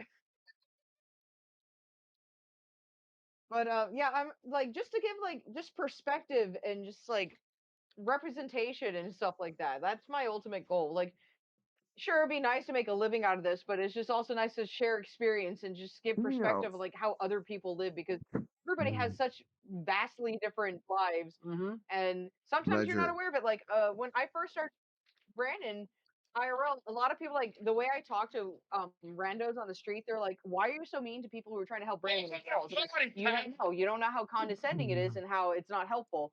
But then after a while, when people start seeing how often it happens, Brandon's like, "Do you need help? Do you need this or that?" I was like, "I got this, man. And if I don't, I have my wife here. You don't need to like Also, babysit me." also more often than not, when people are like, do you need help? I've had like a 70-year-old dude ask me, I'm like, dude, you're gonna hurt your back. I'm on the floor. You're gonna take a month to heal. Like, no, I have had people help me up, and it hurt them, and that's where I was like, no, I can't do that anymore. I just cannot have people in the wild help me because as lovely and as helpful as they want to be, they don't know how to do it right, and more often than not, they're gonna hurt themselves or me. So I can't Dude, exactly that you just I love that you just said in the wild. oh yeah. Well, no, yeah, that like, well, of course you don't get that at home. Nobody's gonna be like, my man handicapped at home, but like, Yeah.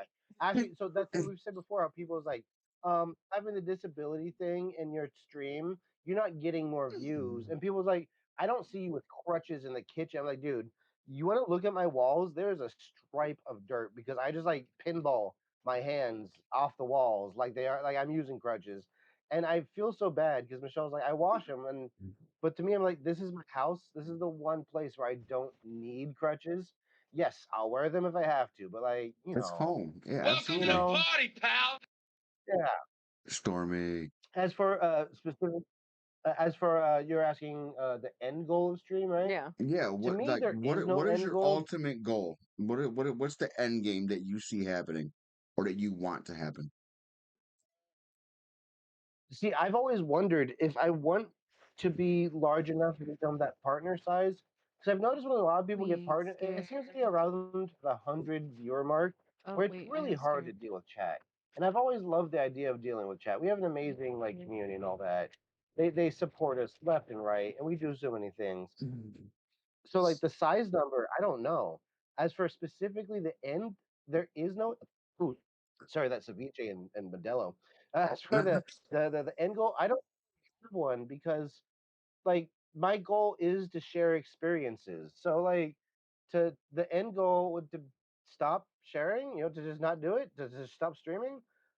I've always said that food and drink will never fully contain me. It's my home. It's where I'll always come back to, but we're doing too much and we're going to keep sharing because like I was saying before how I love sharing IRL and food and drink because like I was never supposed to get out of bed. I'm missing the back of my skull, but that doesn't mean there's so many people who's actually come into our chat. It's like, dude, I love watching your streams because I actually just learned how to cook a steak, and you're right, you save so much money, or like how to cook this meat, or how to cook like they're like, oh man, the dude, I can do it. I'm like, yeah, man, yes, exactly. We Yeah, all can. I It's love just that. you're gonna burn it. You're gonna mess. Yeah, exactly. And that's what I was like. There is no end goal. The end goal is to keep going. There's one more end goal I think we can talk Uh, about. We document our life, like oh us yeah, streaming. We You took the streamed a thought out of lot, my head. Mhm. Oh wow. and we streamed for almost 900 days straight, Wow. during the Damn. pandemic. every single day. That was I was about mainly to say, if you because guys keep VODs, that's like, extra memories, like having those VODs and yeah, those things, well, all Yeah. those things you did, yeah, like, yeah, Until I, clips, stuff recently when like they that. Party, changed the pal. VODs, they just no, changed no, no. So, the VOD thing. What was it? 8 months ago? 6 months ago? Where no, you no. could have so many We hours now. OBS has a function where it records. So we record Yes. at the same time as we stream. Okay. We're about Love that. 5 terabytes in. That's crazy. We have a yeah. So we Chestertown. have a ton. We save all. But yeah, for us, like you don't think you do a lot in that year, and then when you look back at it and you look all the clips and all Yeah. the different experiences you had, you're like, shit. No, I did do a lot. I did accomplish a lot. Like it may not seem it in the moment, but in the long haul, when you look back and you're like, I did do it. I'll have to give you guys our second year of streaming every day. That's what Michelle was saying. Was like, it just feels like we're just living every day. But then when you put the year in a 13-minute compilation, like holy shit, this is more than like 90% of people probably, and it really does bring a tear. You're like, holy shit, there's memories, there's people. Like right now, what we're doing right now, we're gonna remember this. You It's know, a it's going in. It's going memory. in. You Yes, know, it's crazy. facts, facts, and I love this, and this is exactly why I started wanting to do a chef. First, when it first started, it was the Chef Life podcast because I wanted to bring more awareness and more people into the knowledge of what we go through as chefs. Smokey's never like he said earlier, he's never done a cooking stream live or any of that kind of stuff, but he's been a chef for a while. So it's like, I've been in magazines, Yeah. I've been in the papers, like I've done things, but I've never done it as like a Twitch thing. So Howdy, pal. it's and definitely a and different I love experience. that, and He was that there. was exactly that when he and I had talked, and I'm like, bro, I have this idea. What do you think? And it took him what 30 seconds to respond. I'm in. Yeah, And yeah. like from there, we've developed the podcast and we've been doing different things with it. But it's like our whole thing is one, first and foremost, let's get to know some other people. Let's talk to some people about their life and their experiences, what they It's go helped me meet a through. lot of people. You know, People I would never second, run into on Twitch otherwise. facts. Second, let's make food and drink more of our forefront. That's been Yeah. part of the part of the turning point. Third, let's just have fun with it. Let's bring in people from all walks of life that have dealt with anything culinary related. Servers, dishwashers, hostesses, cooks, people that cook at home, people that Mhm. do what you guys do, like Well, everything, she said it perfect. everything. She said it perfectly too. She said it perfectly too because we brought it up in conversation before of like the difference between being a chef and a home cook. Like they're showing that you don't have to be a chef to be able to cook good food. Thank you Sure, Right. you Absolutely. may not be able to Absolutely. taste it Really nice. yourself, Thank you. but there's Absolutely. history and background behind the cooking Thank you so and much for that, Flo. experiments that people are too afraid to try. Like, quite frankly, like Mhm. based on what I'm hearing, like not there's people out there that would not even try to make a jicama shell. They'd be like, "What the fuck are you talking about? I would never eat Right. that." You know, what I mean? Like you guys Hell are yeah. doing things that people won't even experience because they're too scared to do it. Yeah. So, And that is what drew me in with you guys because you guys do some off the wall stuff and I love it. Every time I'm there, I'm like, what ingredients is he working with now? What are you guys fucking with that I haven't fucked with yet? I need to know. And poison gummy bears. Dude, I Yo, the gummy bears. kitchen view. Yo, that I'm telling yo, it was funny. It was funny because Greg messaged me and Greg is like, dude, I got fucking gummy bears. I'm like, so what are you gonna do? And he's like, I have no fucking clue. I'm like, well, I'm not gonna help you because I'm not gonna do some behind the scenes type shit, you know? And he's like, I know, I know, I know. He's just like, I'm just gonna try some shit. I'm like, I don't even know, but I'm gonna try some shit. I'm like, okay, buddy. I wish you the best. So I'll give you some behind the scene knowledge here. I actually watched all of my opponent's VODs as much as I could, all of the stuff they did. I did my research Ooh, because even though I'm not, smart. because Kitchen View, like, dude, he's a head chef. That's insane. He was my first seed. That who I went against. But I know how to do tournaments. Like I know how to play the tournament game. So I went in there and I specifically chose an item that was so off the wall. We were behind it, he was like, "Yeah, man. I looked into the flavor Bible. I couldn't find gummy bears in there at all." I'm like, "Good. You're playing my game. You're not playing the tournament now. You're playing my game." And that's Right. exactly what I wanted. Right. See, I but did the same with fruit toast because I fruit told toast him. they cook very similar to me. I did rice paper because I knew they would do something carby. They chose tortilla, rice paper tortilla. I Mm, chose the harder thing. Of course, I was right.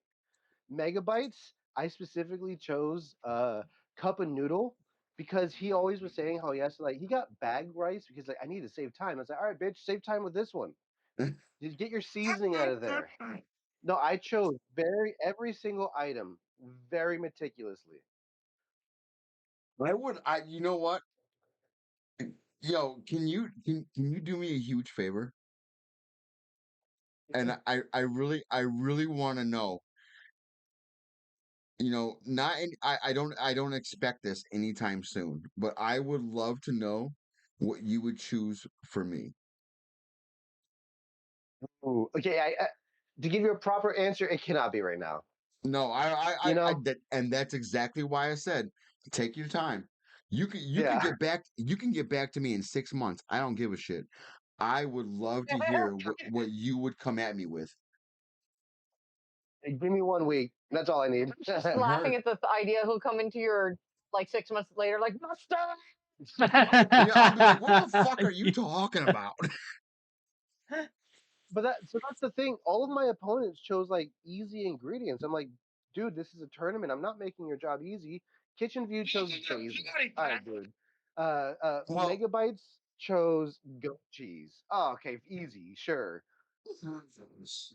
well, see, when he started the tournament, before you guys found out what you guys were allowed to use or what your guys's um opponents were gonna have on the table, he's like, "What should I choose?" Texas, sweet tea, thank you so much.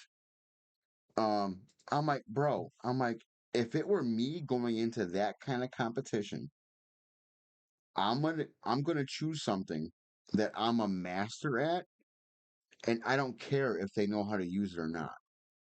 I'm gonna choose something that I think I can outdo you no matter what you do with it. And he's like, "Oh, okay. Good idea. I just don't fucking know." I'm like, "You're on your own, bro. I gave you. I'm telling you what I would do, but you do you." And then after immediately after you guys ended, like within an hour, I'm like, "Bro, that's what you came up with? Are you fucking serious?" I'm like, "Dude, gummies, bro, gummies. I would have melted down into a sauce and used it as a thickener. What are you doing?" That's exactly what I would have done. Oh, you're mute. I can't hear you talking. We can't hear you.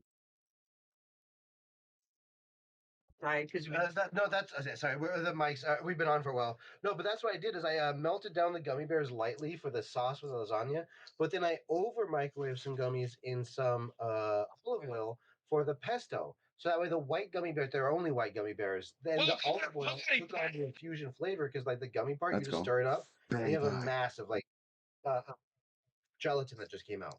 But the oil kind of tasted like gummy bears. It was weird, but dude, I'm just saying that's the future. Also, two other things. He said, "I'm One, saying that's the you know Chef future." Jeff Young. I love that. You, he said PGG is the true epitome of fusion on Twitch. Ain't nobody mixing it up harder than we are. And two, this is some real behind the scenes stuff. You know how Kitchen View made pork chops, right? For his birthday. I'm giving that away. His pork chop rancid. He told us that. It was like, dude, the pork chops are rancid, but I can't not use them. That's all he had. He's like, yeah, what am I supposed to do? Not cook it? I'm like, dude, I'm so Rough. sorry. It was his birthday pork chops. But That's they were wild. rancid. I'm like, That is wild. yeah. Horrible, He, horrible. I want to say he Birthday mentioned stuff. that to me, but I'm like, why would you even do that? Like, are you a fucking retard? Well, I mean, he said he sorry, sous vide it, or he I should bagged not it. have said that word. I apologize, Twitch. But like, what the fuck were I you think he thinking? didn't know until the day of.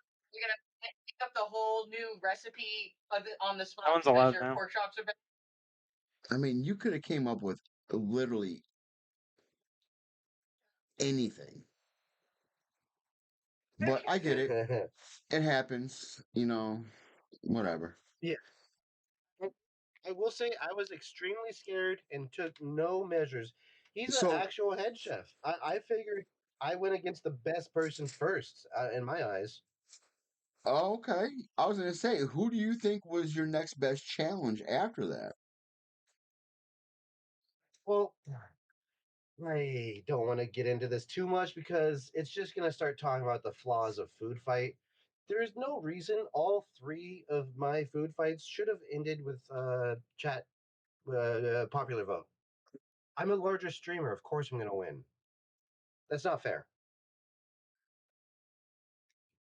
No, but besides the point, that's like mega. They were all great. Everybody that was there was great. I will say, like, there Yeah. were some other people that was pretty iffy, but everybody I went against, they tried their hardest, they tried their best, and so did I. And it was very clear that, Great. like, I would but love yeah, to see. I'm not happy how it came. Thank you, Stormy. I would love to see if at some point it's altered to where one of the judges has to cook both their dishes at the same time you guys They are said cooking they're them. done though. So that Oh, way, at the because same time. Well, the reason I'm saying that is because you cannot get a true measurement of how good something is until you taste it. yep, Because taste is left out yep. of that competition. They No, like that it makes it very hard. the judges can't sit there and You have taste to it. change. You have to change. You have to change. Basically, like you have to be very particular about what you judge on.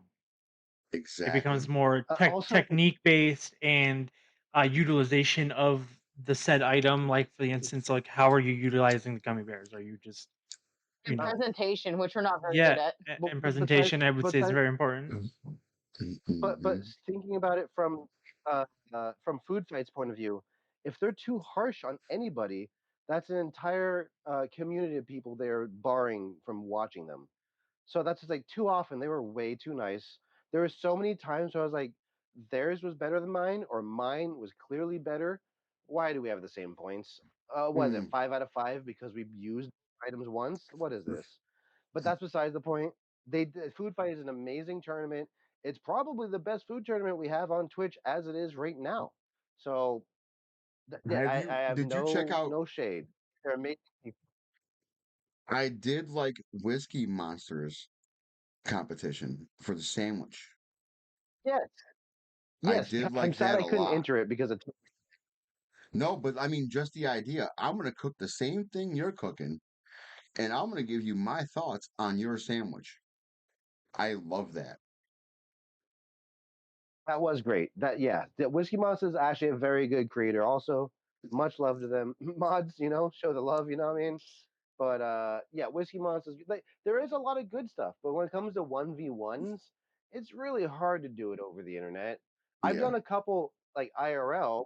Like, there's just not enough people close by. yeah, for real. That's valid. Yeah, Very valid. yeah, it is. It's there's limits to what we do here on Twitch. Yep. Make the best out of it. That's why I'm saying all the love to Food Fight. I'm not trying to show shade, No, no, not at but it's all. also a work. No, I love Dana. Dana's Yeah. okay. See, to me personally, when it comes to the whole um Food and Drink Creators Club, number one is Kanara. Number two is Dana. Number three is Dad's. Number four is John. Those are And now you're just my naming all. well, no. Well, you know what? see, here's the whole thing. She said, I'm giving "Okay, you next trouble. Don't meetup. worry. Here we go. Okay, next meetup. We need 4 contestants. One is blindfolded, and the other has to be. Yo, let's go, Kamara. See, and this is why I So love we're actually this. going to be no. So we're actually going to be doing that on our stream within the next couple of weeks because we have Jane Henry coming out here. We're going to call Okay, it the Three Monkeys. One's blind, one's deaf, and one's mute. And we all have to okay. make something that the Yes. I yeah. love that. I love that. The thing is, let's say we're doing a versus IRL. Don't forget, you also need a judge, someone who's going to be discerning and someone who's not going to give 5 out of 5. Pick me. The critical as fuck. IRL, like we live in the You'd Bay, have to dude. be Let me there. know any day. That's fine. I'll go. The fuck? Yo, dude, say less, fam. That sounds fun. That sounds fun as fuck. We've done I like to it a judge couple food. times, I but like to eat food. over. What's even better? What's even better is for him because he's not in the Food and Drink Creators Club because he doesn't stream Food and Drink. I have So So no the that's affiliation to anybody. a non-biased yeah, opinion right there at all. Yep. You just get someone I that's been wish. doing this for 20 years. I Almost. so wish. Fuck, man. Where did the time go? This is why. This is why I'm always like upset with the food and drink meetups in like at TwitchCon because everyone's like, oh, we have to do a thing at TwitchCon. No, man, let's just go to someone's hotel room and make some food. I don't Fuck yeah. understand why we need to do it. Smoke is a new haircut. Let's just someone bring a burner, get like a $30 burner from Home Depot, and let's just all share the same burner and pot and make something. I Let's think that would go. be stupid and amazing. Also, plenty of alcohol, whatever Nate may have you, Welcome to the party, pal. I'm just saying, there's so many things we could do, but Ciao, ciao, Joe. I understand it. I'm also not going to be putting in work like that. So I did Hey, not get a but you know haircut what? though. But this is great because we're sparking ideas, right? We're Correct. bringing about mhm. we're just talking, hanging out, and having a good time. And here we are having Totally. ideas. And when you Yep. have ideas, things can happen. So true. Just saying. You manifest words when you Very speak them out. The Ugh, the stream stream house. house. Oh my extreme god. house. It's so out. Yeah. It's so outplayed in 2025. I feel like. I'm still trying to get a house. Now, if you got like if you had gotten like a custom built house where it was just like the most crazy, almost like a commercial kitchen or like a food show kitchen with multiple burners and ovens and like you become like a food streaming house, that could be kind of cool. That could be That but you'd have to have like a custom Yo, built no, you wouldn't architecturally even built you would have to house. just rent out. All you'd have to do is rent out. Like, okay, so True. here's my thought process on this. Get in contact with Food Network. I was just gonna say, let me get on the phone with Gordon Ramsay and be like, hey, can we borrow the next level chef kitchens? well, also food and drink streamer knows food and drink doesn't make money. It- Yeah, let's get a house. Let's spend more money. Let's just enjoy it. You're right. You, I don't know if you can tell, our kitchen is very small. It's one person can lay down on the floor, and that's the whole kitchen length. We got about Yeah. 8 feet from side to side. Yeah, my kitchen's tiny. I feel it. But like even just Yeah. buying food, keeping up with the pots and pans. Yeah, of course I would love to have a streamer house of food and drink. Let's get real. I'm not paying for that, I got a You train know, coming by. just like I said, like just the idea is spitballing. I love it. I love it. 100%. I wish I so yeah. Dreams and goals. Dreams and goals. I do have a couple things So I plan on doing, planning oh, on, but go ahead. oh yeah, yeah. No, go ahead. I want to hear Oh, I about was it. gonna say like I want to do Twitch where because I think Blue Apron, there's a bunch of places you could probably get some sort of sponsorship where they choose the secret ingredient, send it out to the two people, you know, and it would be pretty standard stuff because there's already so many things that's happening, and Twitch is doing great, like Food Fight. John Lung's doing. I think he's going to try to start. He's done the kitchen, which is great. and he's trying to do the knowledgeable chef or something like that. And Yeah, he was asking everybody's me. got their He niche. wanted. He was hitting me up and asking me hard. I'm like, bro, but when you want to do it, I cannot do it. I'm like, Yeah. you're asking me to do a day, which is technically my one day off, and it's like I spend Mm. that whole day with the family, and then at night I stream the podcast. I'm like, sorry, I love you, I love you, I Yeah. want to do it, but I can't. Yeah, we were there for every single day for the kitchen, and that was work. That was work for. And I just, First day you had it, we had COVID. yeah, My we had COVID, goodness. and we are like, fuck it, right? Fuck It it. was just in the house, no Yeah, kidding. not like we're gonna spread it through the internet. So fuck.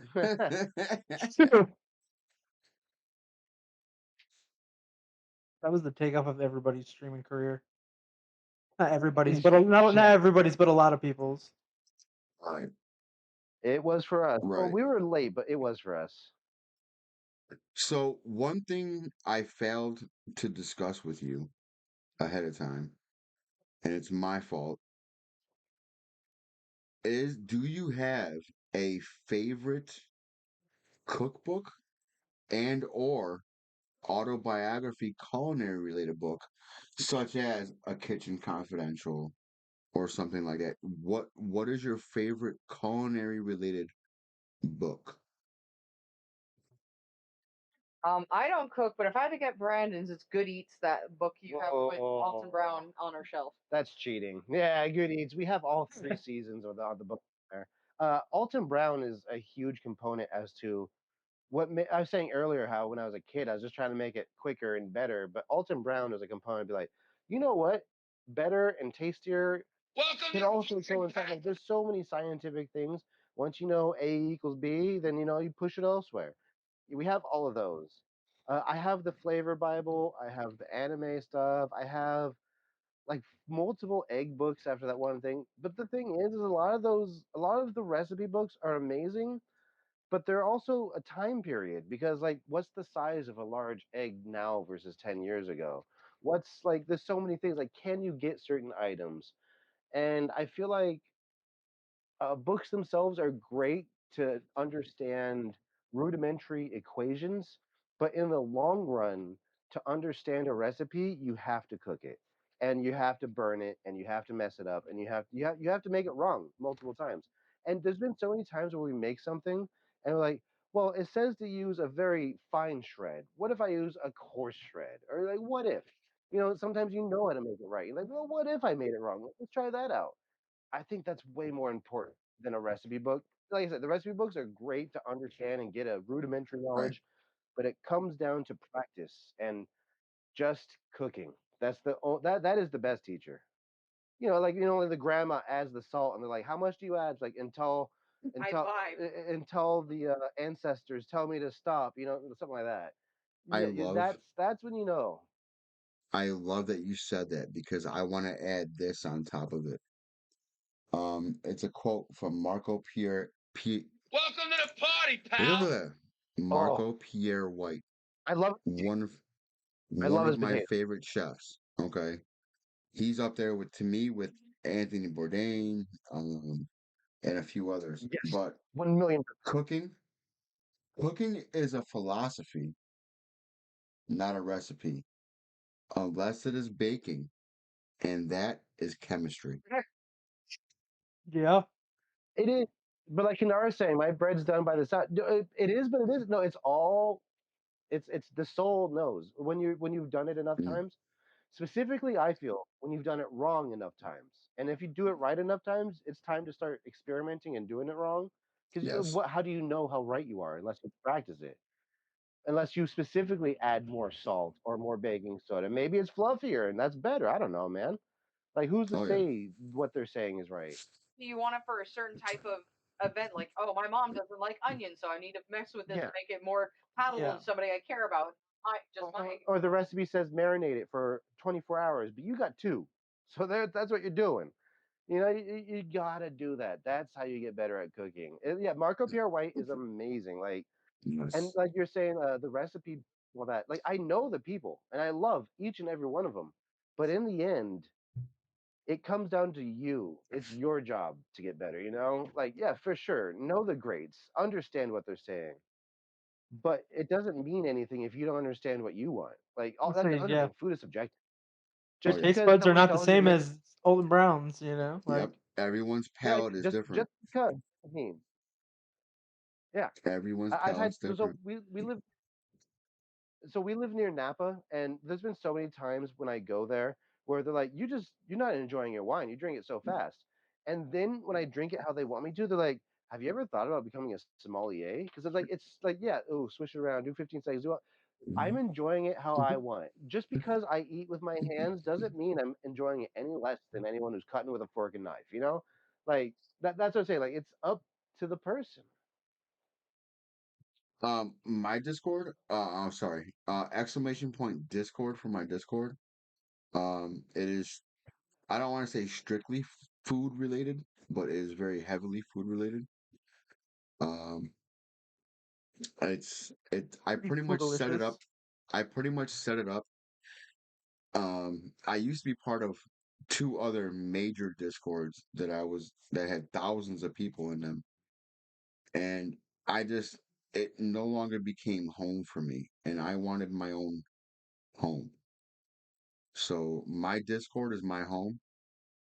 So if you would like to Which be a part of my home, you are more than welcome to. Mm. Um, but it is pretty much like you'll see, like as soon as you get in there, it's Chef's Corner, and the Chef's Corner takes up most of the Discord. It's the chef's table, my actual recipes that I've learned over the years that I had photocopied and I sent it to Discord. There's different menu ideas that I've had. There's a food pick review section. Because at some point, what I'd like to do on the podcast here is for us to sit here and review other people's food picks. But I want it to be bigger than what it is now before I start doing that. Um, and then there's of course podcast topics, things that I want to talk about or that I have talked about that I would talk about again and things of that nature. And then like you'll see it if you go in there. You'll get a better understanding. But it's very much for the culinary related field or people who are very into recipes and cooking and food in general. But so I've got another question for you too. Okay, let's go. I love it. Let's go. Can I see your face, Tom? So well, I'm getting. So no, don't worry, don't worry. Anthony Bourdain actually praised Ratatouille for saying how the cuts and burns on there is extremely accurate. And I want to ask you guys, what's the gnarliest cut or burn you have? Because the gnarliest one I have is actually from like a month ago when I was on not Chef, when I was on Food Fight versus um, uh, uh, Earth Toast. So Michelle was trying to be helpful. There No, we that go. wasn't when I was with Earth Toast because I Oh, it was versus Kitchen View. Then. know I couldn't help. I didn't help. No, you burned me, and I'm saying I had the bandage wrapped around my hand. Like Oh, I it had a big old bandage. was. But anyways, It was there's the first one with burn Kitchen View. marks here. Yeah, so I have multiple burn marks here that are just permanently there because Michelle was being helpful, but she threw zucchini into a cast iron of hot oil, and the oil just whoosh, and went all across my hand. So like I have permanent burn marks from that. I have other ones when I was cooking with people, and I realized they're not going anywhere. But what Mm. is the most prominent cut or burn marks you guys have? I Also, have everyone in chat, you guys in the I have kitchen, you two. got I I have have two as well. two. I have two on the same hand. them. I don't know if you can really Who's see going it. first? I don't know if you can see it, but that one, okay. Oh yeah, you Oh can yeah. see it almost. So I sliced off a good portion of my thumb, and that was from a slicer, like an actual slicer that I had to have Ah. sewn back on. The other one, you can't see as much, but down in here on the palm, Yeah, you really can't. It's down here. It's so faded See, now. Like it was like almost 20 years ago on a mandolin, moisturizing so much, dude. shaving on a mandolin, and I caught the mandolin just right, and it Ooh. scraped the Not bottom of my hand mandolin. right here. I've never got myself on either. Oh man. Oh my God! All Like right. I don't know. I don't there know was if a you can down see south. What's mine good, bro? either. You might be Yo, able to. there was a whole period of time where I would not even walk by a slicer because I was so scared of the slicer. Like, I'm not slicing meats ever the fuck again. I'm not using a slicer. Fuck that slicer. I will tell someone else to go slice all my shit. Fuck that. Big mood. Yeah. Well, So what about you, mine, Smokey? mine. I don't know if you can't really see it. I just tried to show it in the cam, but I'm missing part of my thumb. I was cutting in the middle of a 700 cover brunch service, and I accidentally cut a little too fast, and I took off part of my thumb. And because I was so busy and didn't know what to do, I took an egg pan and cauterized it right on the spot. I washed my hands and put on a glove and kept working. Yo. Um, and then the other And then the other one, I actually you won't be able to see it at all. It's mostly actually surprisingly healed, but one very long Saturday night, I was closing, and the way that the fryer was set up, Oh I my used to, God. I would drain it halfway, and then I would reopen the valve all the way, and then I would tilt it so I could get the Ah, grout and stuff out of it. Well, I wasn't paying attention, and I went ahead and I decided to lean it forward right away without it being fully open or drained halfway, and like 350-degree fryer oil dumped all over me. I covered myself in that's olive oil towels, and I sat in the walk-in for 45 minutes and cleaned because I didn't want to go to the hospital. And somehow, some way, my tattoo is not damaged. I have very minimal skin damage as well. But like I have photos that I posted online and stuff like my but the whole tattoo's entire safe. That's what matters. yeah, it was that's what's oh that's good. Yeah. But those are my two worst ones by far. Yeah. I mean, I've had other I mean, stupid So you guys, things. yeah, I've had you other ones from like sheet trays pulling them out the oven and shit. Yeah. Oh my God. Gnarly Like, gnarly cuts on the teeth of plastic wrap. You ever had that yep, one? All down yep. your arm, just like, so, oh man, it's so bad. It's like worse than a cat so scratch. you guys gave two. My second one actually happened on stream. So like I was saying before, because of my disability, I tend to like thoughtlessly put weight places. In fact, Michelle's looking right now like, huh. Our oven door actually ripped off once. It just I put weight on it and then it just fell off. And in the process, I there was a very red hot cast iron. I put my forearm into it, and at the same time hit my head onto the heater. And I just remember getting up off the heater, off the stove.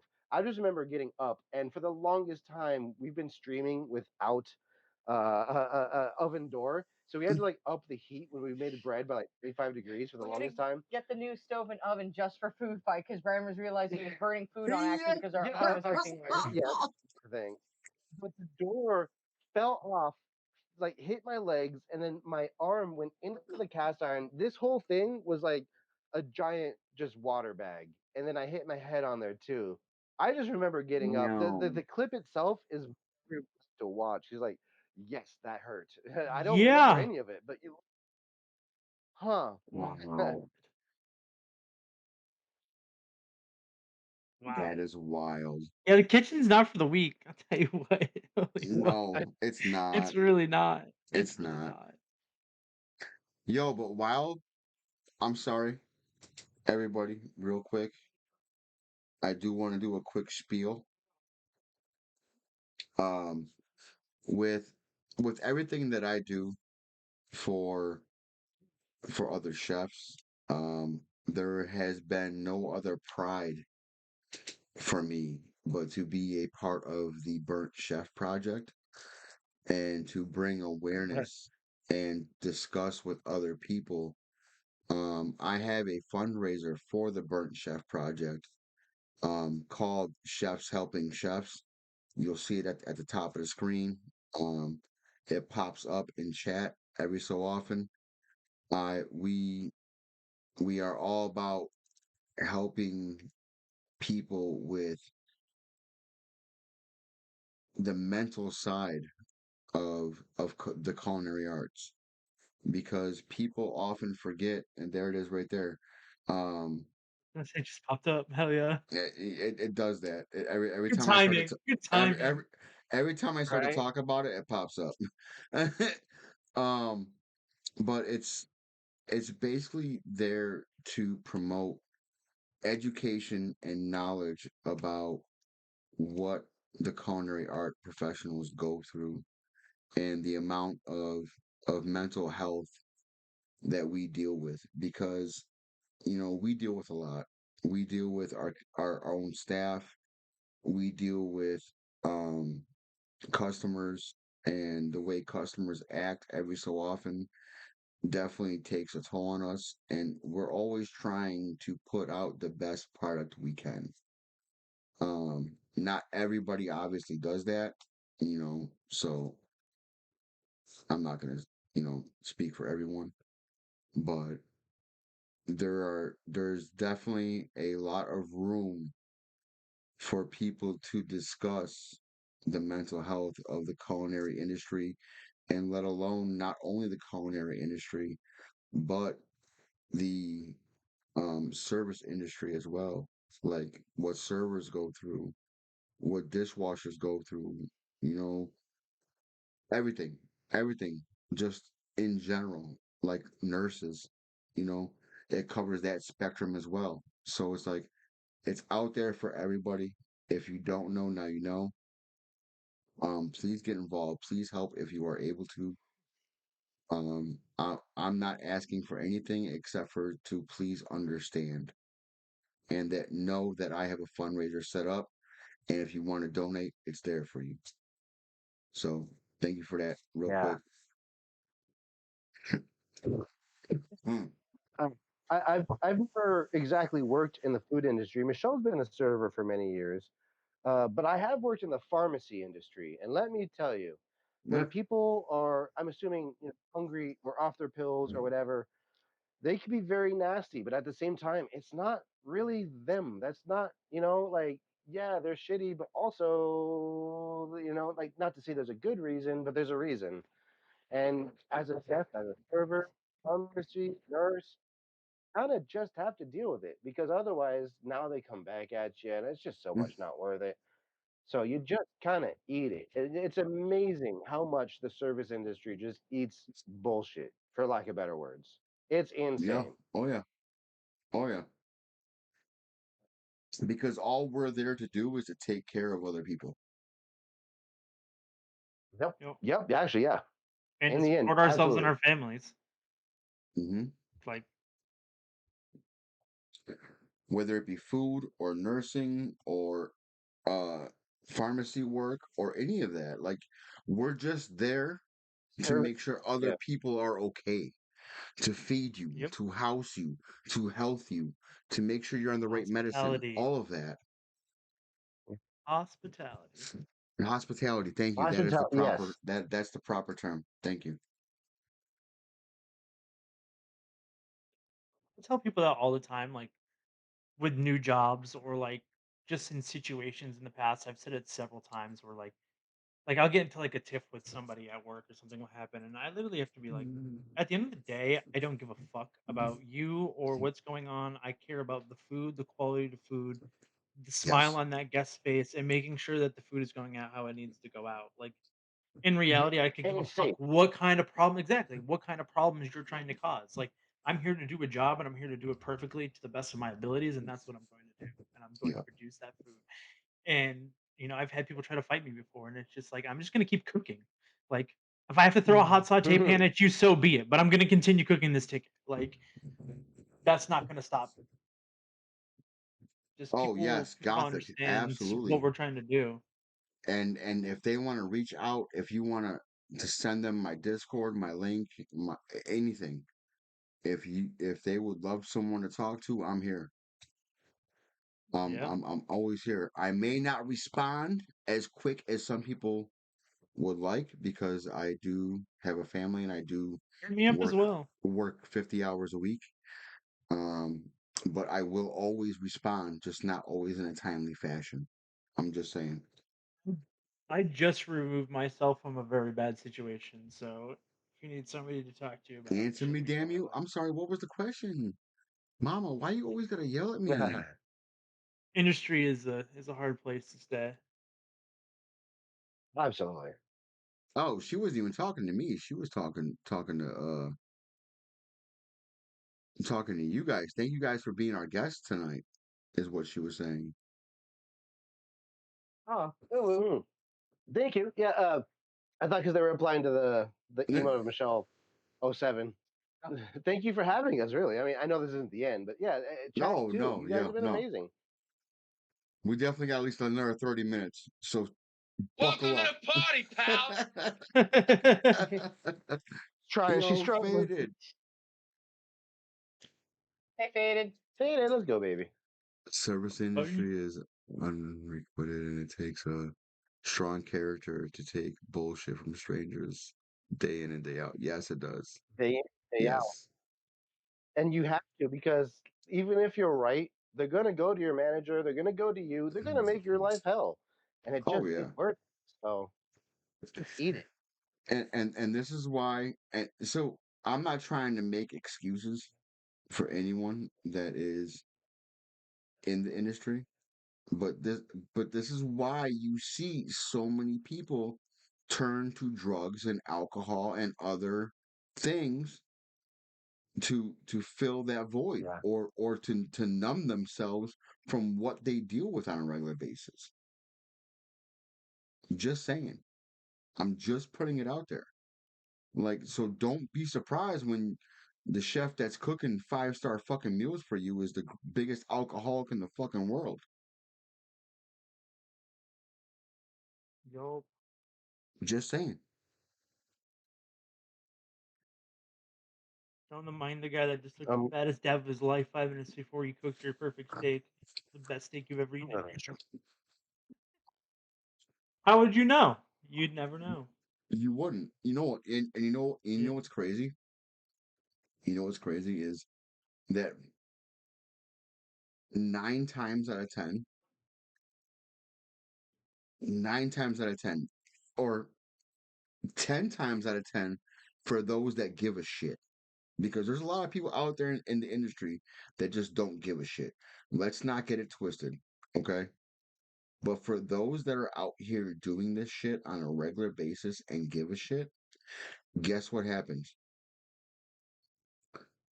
When you take a bite of your food and you smile, that made everything I endured worth it. Yeah. That when I made like my am fucking really day. I don't know if you like have it for the situation that you're in, but like in a lot of places I've worked, like over the years I do it more and more now, but like especially when you become into like a head chef role or an executive sous chef or you become like a higher up where you're creating specials and you're creating dishes and menu changes and stuff, it's like, you know, you oh my god, where was I just going with this? I just stoner brained. I don't What were know. you The just lead saying? off was the lead off was off. Lead off was off. Oh my god, what were they just saying? About making people smile and enjoy their fucking meal, and that's what makes it all worth it. Is I always check reviews. Like more and more. Like Hmm. because when you see like when I had like one of my first menu drops, like I was checking every week to see what people were saying, how they were reacting, the good stuff, the bad stuff, like table touches obviously go a long way and stuff like that, but Hmm.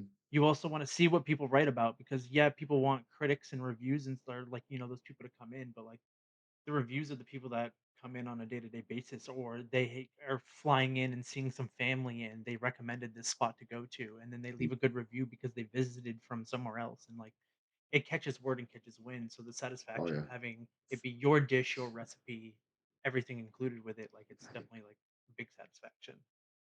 Oh yeah. There it is. Because Came back. because honestly, believe it or not, for what I do and where I do it, it was it was jaw dropping to me that where I am, specifically my building that I run, was name dropped as one of the top 5 hidden gems in Buffalo, New York. And See, there you go. Exactly. it's a hidden gem because you have to live there in order to go to it or be invited as a guest. And the reason it got name dropped is because one of the guests that was there worked as one of the anchors on the news for the local news. And they were like, this place deserves some fucking credit. I was like, wait, what? The place that I worked at in Denver, where I learned a lot of stuff, and where I was at, they did zero advertising. Literally, the name of the restaurant was just called Tables, and it was like a really weird, wacky place, but it was like a really fine dining French bistro.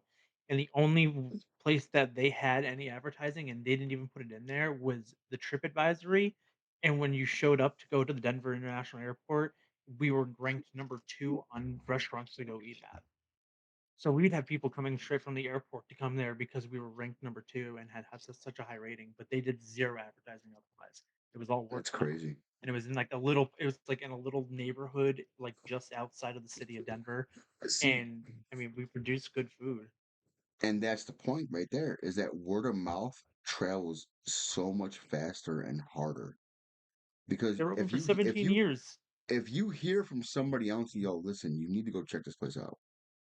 It's gonna mean more to you than a fucking Yelp review or a fucking YouTube Yep, review or some bullshit. You know what I mean? 100%. Like if someone's personally recommending it that you know is telling you to go check that out, you're probably more likely to go check it out. Yep.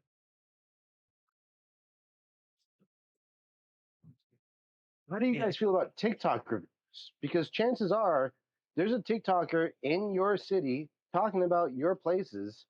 Because I've been to so many, I've talked to so many people like, oh, if it's on TikTok, that's how I know it's bad. Like, dude, you could say the same about Yelp.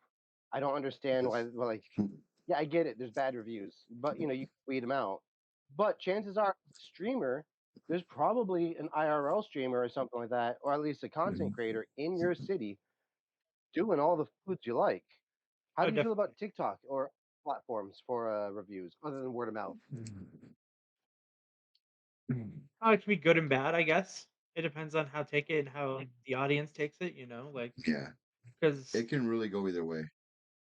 yeah, Do you guys know I of mean, any specifically? Like we grew up with Mike or Snack Sensei in the Bay Area. Like I could name them, I and don't they're know in just doing particular right. in my Hey, city. see, and that's wild because I don't know of any in the Buffalo area. And the ones that are in the Buffalo area always talk about wings and pizza. I'm like, okay, stop talking about ah, wings and pizza. There's other things to fucking talk about. But it's yeah. wings and pizza, You're right. I mean, we do a lot Buffalo, more you than guys have blue cheese. we do a lot more than blue cheese and wings and smash tables for the Bills games. I'm sorry. Just in case you didn't know, now you know.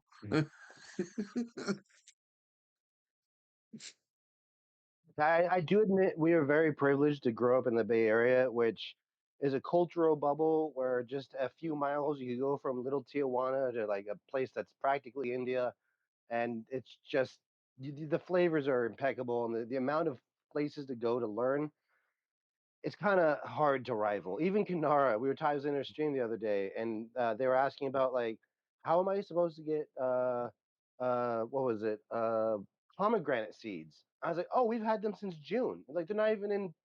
It's not even the right time. But Yeah, you know what? They're there, and yeah. whoever's got them. Oh Very yeah. privileged to be in the Bay. I do admit. Okay. So that just popped another question into my mind that I usually ask some of the other guests that have been on here. What is the most popular food trend in your area right now? Uh, Very so anything. birria, anything is popular. Korean barbecue. So the Bay Area is It always goes honestly back to mostly Asian. Korean. Why is it always Also, Korean? I'm 'Cause it's I'm what's kidding. trending. It's what's that's trending. trending. That's what's trending. To be fair, we have the world's first Chinatown, San Francisco, where we go to Hmm. Shandong. And that's an Oak, another Chinatown. But like Shandong is just like saying Szechuan. You know, you get Szechuan noodles. You get Shandong noodles. Like it's a whole thing, a whole process. Uh, so that's just like it doesn't really matter what's trending because there will always be goats. There's a Right. place called Mensho SF where they have ramen. We went to Japan, had ramen like 2 or 3 times. None of it was as good as the ramen I had in San Francisco, which I'm angry about. You know, Really? like we went to Japan, and it was really good. It was, but like I kind of just wanted to go back to SF. You know, so like we have a bunch of stuff. Also, I don't know. Oakland recently was named best restaurants in America overall. Like overall, yeah, of course everybody's got zeros and everyone's got tens, but overall score apparently I don't know. I didn't vote. I didn't pay anybody, but apparently Oakland won it best in America. Like we have Burmese food. Like when's the last time you had Burmese food? You know, like there's just a million billion different little sects like Laotian. We actually just found out so not too long ago. Michelle's we've been saying Michelle's Cantonese because like she kind of is. No, apparently she's Taishanese. Apparently we have to go to Chinatown because there is a Taishan restaurant. I don't even know what Taishan is specifically, but we have to go That because is it's just wild. an offshoot of Cantonese, which is Mandarin. So it's just like what's trending in the Bay is hard because there's the Hyphy Burger. I don't know if you know iShow Speed, huge YouTube Yeah. streamer. Yeah. Uh, yeah, he was in Oakland just 2 nights ago, and he was saying the Bay Area is probably going to win the best in America, the best city in America, like the best area to be. Just fuck around, find out. Just because he was at Hyphy Burger. I mean, not just because, but he was at Hyphy Burger, which is just a really good smash burger where they smash yellow pepperoncinis and jalapenos in there, like Okay. into the burger itself. Bob, It's like that smash. sounds so good. So It is, and they so just with that recently added an option to add pastrami. Oh, God, dude. so with that being said, my curiosity hits the idea of how I'm trying to think of how I want to word this without sounding like okay. Yeah, Go well, for it. while I'm trying you're to thinking remember. about it too, so also too, the other person that was talking about Korean food being trending was also a Cali guest, I'm pretty sure, or it was like a Yes. West Coast guest. Yes. Yes. So Very very yeah, West Coast. yeah. Yep. I need pastrami and a burger. I'm not gonna lie. Yeah. That with the matcha, not the matcha, Oh, the ube, matcha, and what was it, the ube, Dubai chocolate too, Dubai. Well, so and ube. Oh, We have a lot of that out here oh in yeah. Okay. California. there's a pizzeria that makes their dough out of ube dough, so the pizza itself is purple. Like the dough is Wow. Interesting. purple. So that's what's like trending in the Bay versus goaded because there are places that have been open since 1920. So, and they're still really good. In fact, not too long ago, we actually went to House of Prime Rib. That was the best restaurant I probably have ever been to in my life. And it's just prime rib. They just did Mashed everything so potatoes. mashed potatoes, cream of spinach, everything was so damn perfect. It Hmm. changed the scale of how I rate food. It's just not fair. Like I feel Why do like I have to be poor? yeah, that's actually what I kept saying. I was like, damn it, I'm poor. I wish I could come here. 'Cause I'm So a rich true. person. But I pretty So good notable what is scale. the So we actually scale? your What is the stuff. scale out west or in your Uh, area it depends. of mon hold on. Let me finish. What is your scale of mon pop places versus corporate places? Oh, Is it I would more say mom 70 pop 30 or is mom. it more corporate?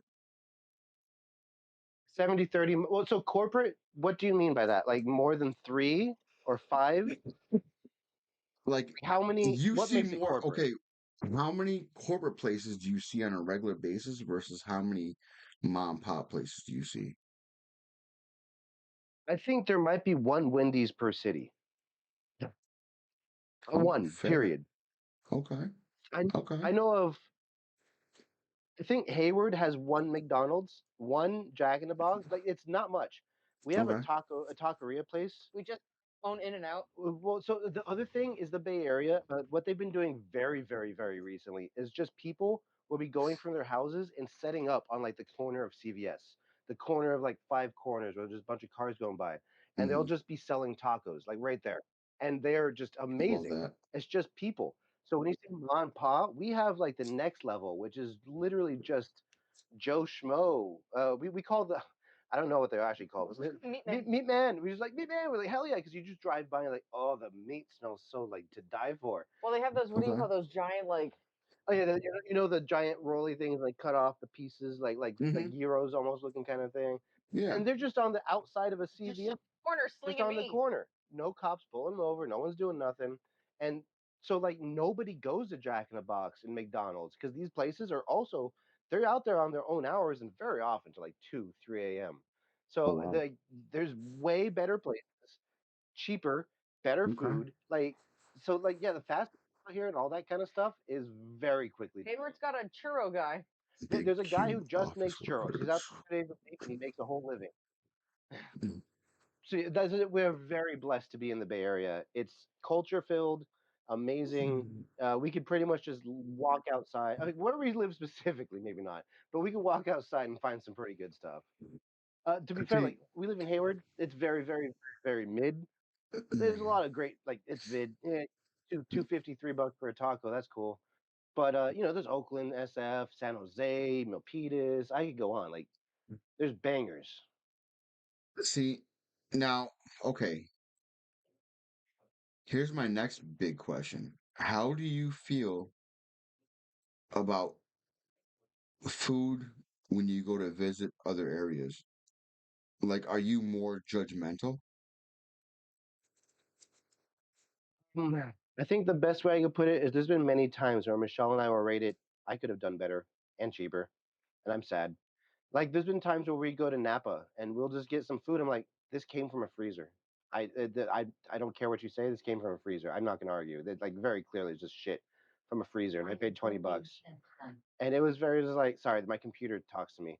Mm. I don't know if you heard it.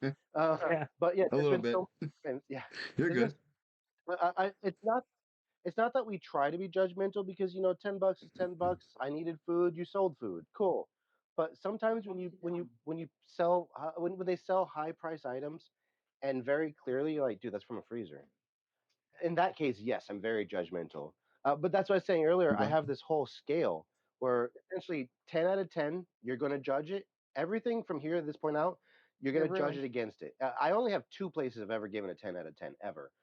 Five is whatever. I got what I paid for, I I'm guess. not offended, but I'm not offended. Everything below five is just more levels of offended. Like you're like, dude, Mm. fuck this place. 4, 3. Maybe be like, oh, dude, $20. I could have done that way better. 3 ish. Maybe if it's a See, seven, now, it's like, yeah, it's cool. I'm not the gonna like reason I asked that is cringe. because I would love to see you guys come to Buffalo and try our food I here. Just to would love compare it, to. Yeah, the just places always just to be good. like, okay, you know what? I never thought about giving it a shot, but it was better than I thought.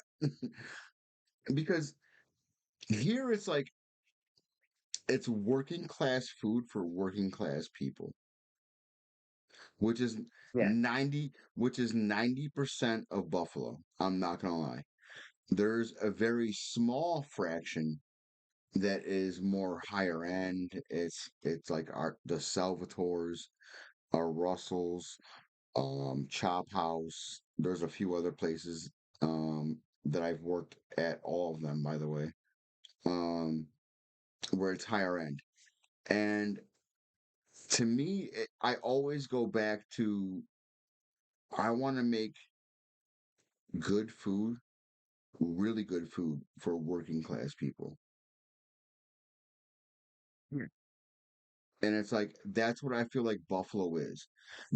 But honestly, anytime I've left Buffalo to eat food anywhere else, I've been so disappointed with the quality. I'm like, I expected better. Yeah. I could have gone to 7-Eleven and got a sandwich, I guess. At that Exactly. point. Exactly. I think the only city that I've been in where I was like, okay, now this is some really amazing cultural food that we don't have in Buffalo. And that was because of Little Havana in Miami. When I went to Miami and I went to Little Havana and I had a few different Cubanos, I had a few different authentic dishes, you know what I mean? Type thing. And then I'm like, you know what? I would love to try and do that in Buffalo and see if something happened. And I've done Cubanos, but I did Cubanos differently than they do them in Miami, and they were a fucking hit. So I would love to see what it would be like to the public outside of where I'm at. Yeah. You know what I mean? I also Like, love, yeah, I love how you were saying how this is the working class food for the working class people, because that's what I say makes me the happiest out of the food we get out here. The food that makes me the happiest is for the people, by the people. That's usually what I say. Yeah. So the Yeah. fact that you said that, that's practically the same. I mean, it's not, but it's damn close, you know? For the Very people, true. by the I people. love You know, that. I love we're that. using, oh, and what's that? Yep. So, okay, so you know what? I'm gonna book a day. Me and the wife are gonna come out there and we're just gonna go food hunting, the four of us, for the entire day. Let All us, right? let us know. Well, we can actually get stuff scheduled out. Like some places, oh man, dude, if we can, we got to get a house of prime rib. I know it's just prime rib, but trust me, we're like, this isn't fair. I'm Dude, too poor we for this. we have been trying to get a reservation there for 5 years. We randomly were able to get it because it was like at 10 o'clock at night on a Monday. 5 That was the Yeah, only reason years? we were able to go. It's that good. That's insane. We've been Wow. I'm not even joking. Wow. It was my brother's birthday, and I was like, fuck it, let me just see. We were like, what are we doing for his birthday next month? I don't know. I just looked it up because I was like, I don't know, fuck around. I don't know, maybe it was open 9 p.m. Bada bing, we took it and we stole that. It was amazing. Yeah, 5 years. Our That's entire funny that you stream just life said Bada essentially. Bing because Bada Bing is like the best bar in Buffalo. It's one of the top 5 bars in Buffalo. Just saying.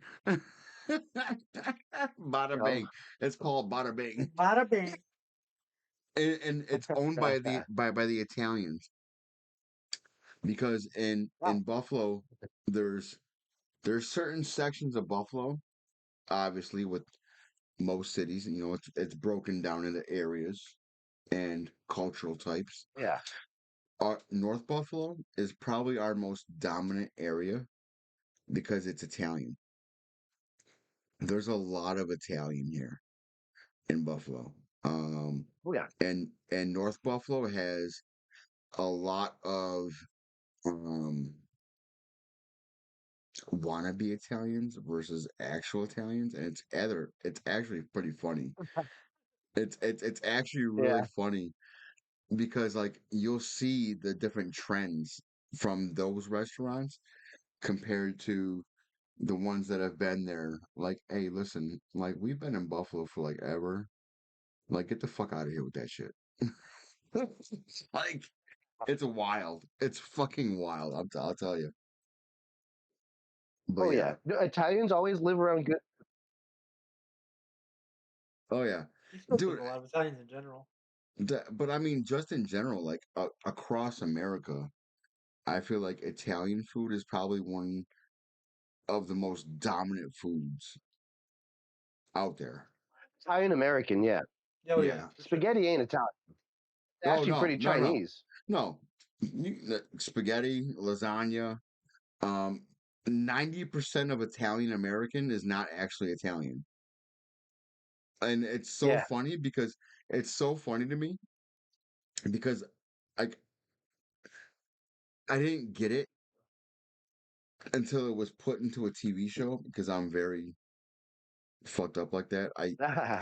I I literally equal I watch everything YouTube. to It's okay. TV shows. And it was in The Sopranos. When The Sopranos, the mafia family went to fucking Italy to go make a deal, and the dude's sitting there asking like, "Hey, I want some spaghetti and sauce. Like where's the sauce? I want spaghetti and sauce." And dude's like, "What the fuck are you talking about?" Like Yeah. I was like, "Oh, okay." That's actually one reason why, well, not that specifically, but why we keep going to the same Chinese place in Oakland called Shandong, because I forget what it's called. I think it's Broccoli, they have tomato, hand meat. pulled like Yep. they have the grandmas like the older. I don't understand. I don't know what they're making, but they're just hand pulling noodles in the front all day, all night, and they have tomato and beef, which is considered the OG spaghetti because Columbus and all that. He got the inspiration from China, and that's just like when you have it, you're like, holy shit, this is the ancestor of spaghetti. I want more of this. This is so good. And it's kind of like what you're saying, like the like spaghetti and sauce. It's not me.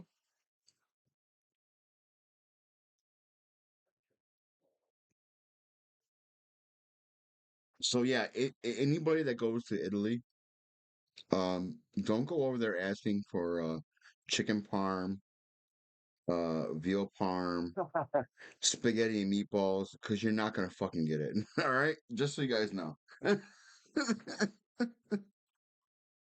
Be right back. Oh, question. I always have to. I have to. That's my new rule. I have to invoke a question before I leave. Right. Question. Yeah. Um. Yeah, you guys can still hear us, right? Yeah. Yeah. Okay, cool. Because Matt chat was saying. Anyways, sorry. Um, so,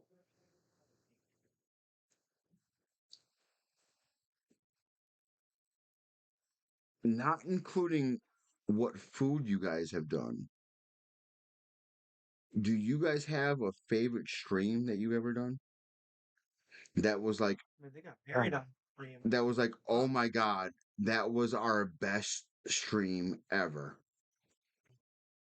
Mm. Ooh, that's a tough question because we've been streaming for 10 years, and some of those streams are like 38 hours long. We've had a few. I mean, we've had a few gaming ones that are pretty cool. We just complete like Ocarina at a time or Majora's Mask. Just sit down and beat that. That was long ago. When it came to like, I think IRL is my most favorite and most fun ones because if you do it right, you're just kind of walking around talking to people, getting the people in the wild just come over and they talk. It's weird. You get like this weird dichotomy. Maybe it's a Bay Area thing because like like if you're in the middle of nowhere, there's no one to talk to. But we're just walking down the street, like New York. I'm sure it'd be like that.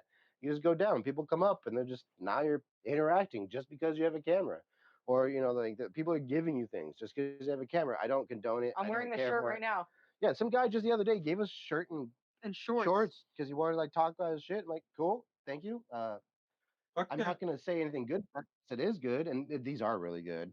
But as for favorite stream specifically, like honestly, a lot of the food streams we do are really good. Like when the food turns out good, it makes you feel good. It makes you like rejuvenates you, and kind of reminds you why you're doing this. And also like when chat's nice, sometimes chat could be a complete bag of dicks. Oh, Like fact. what the hell are you talking about, chat?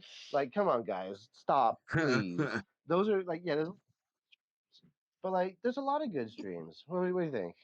I would say so. I'm gonna say long term one, and then one we've had recently.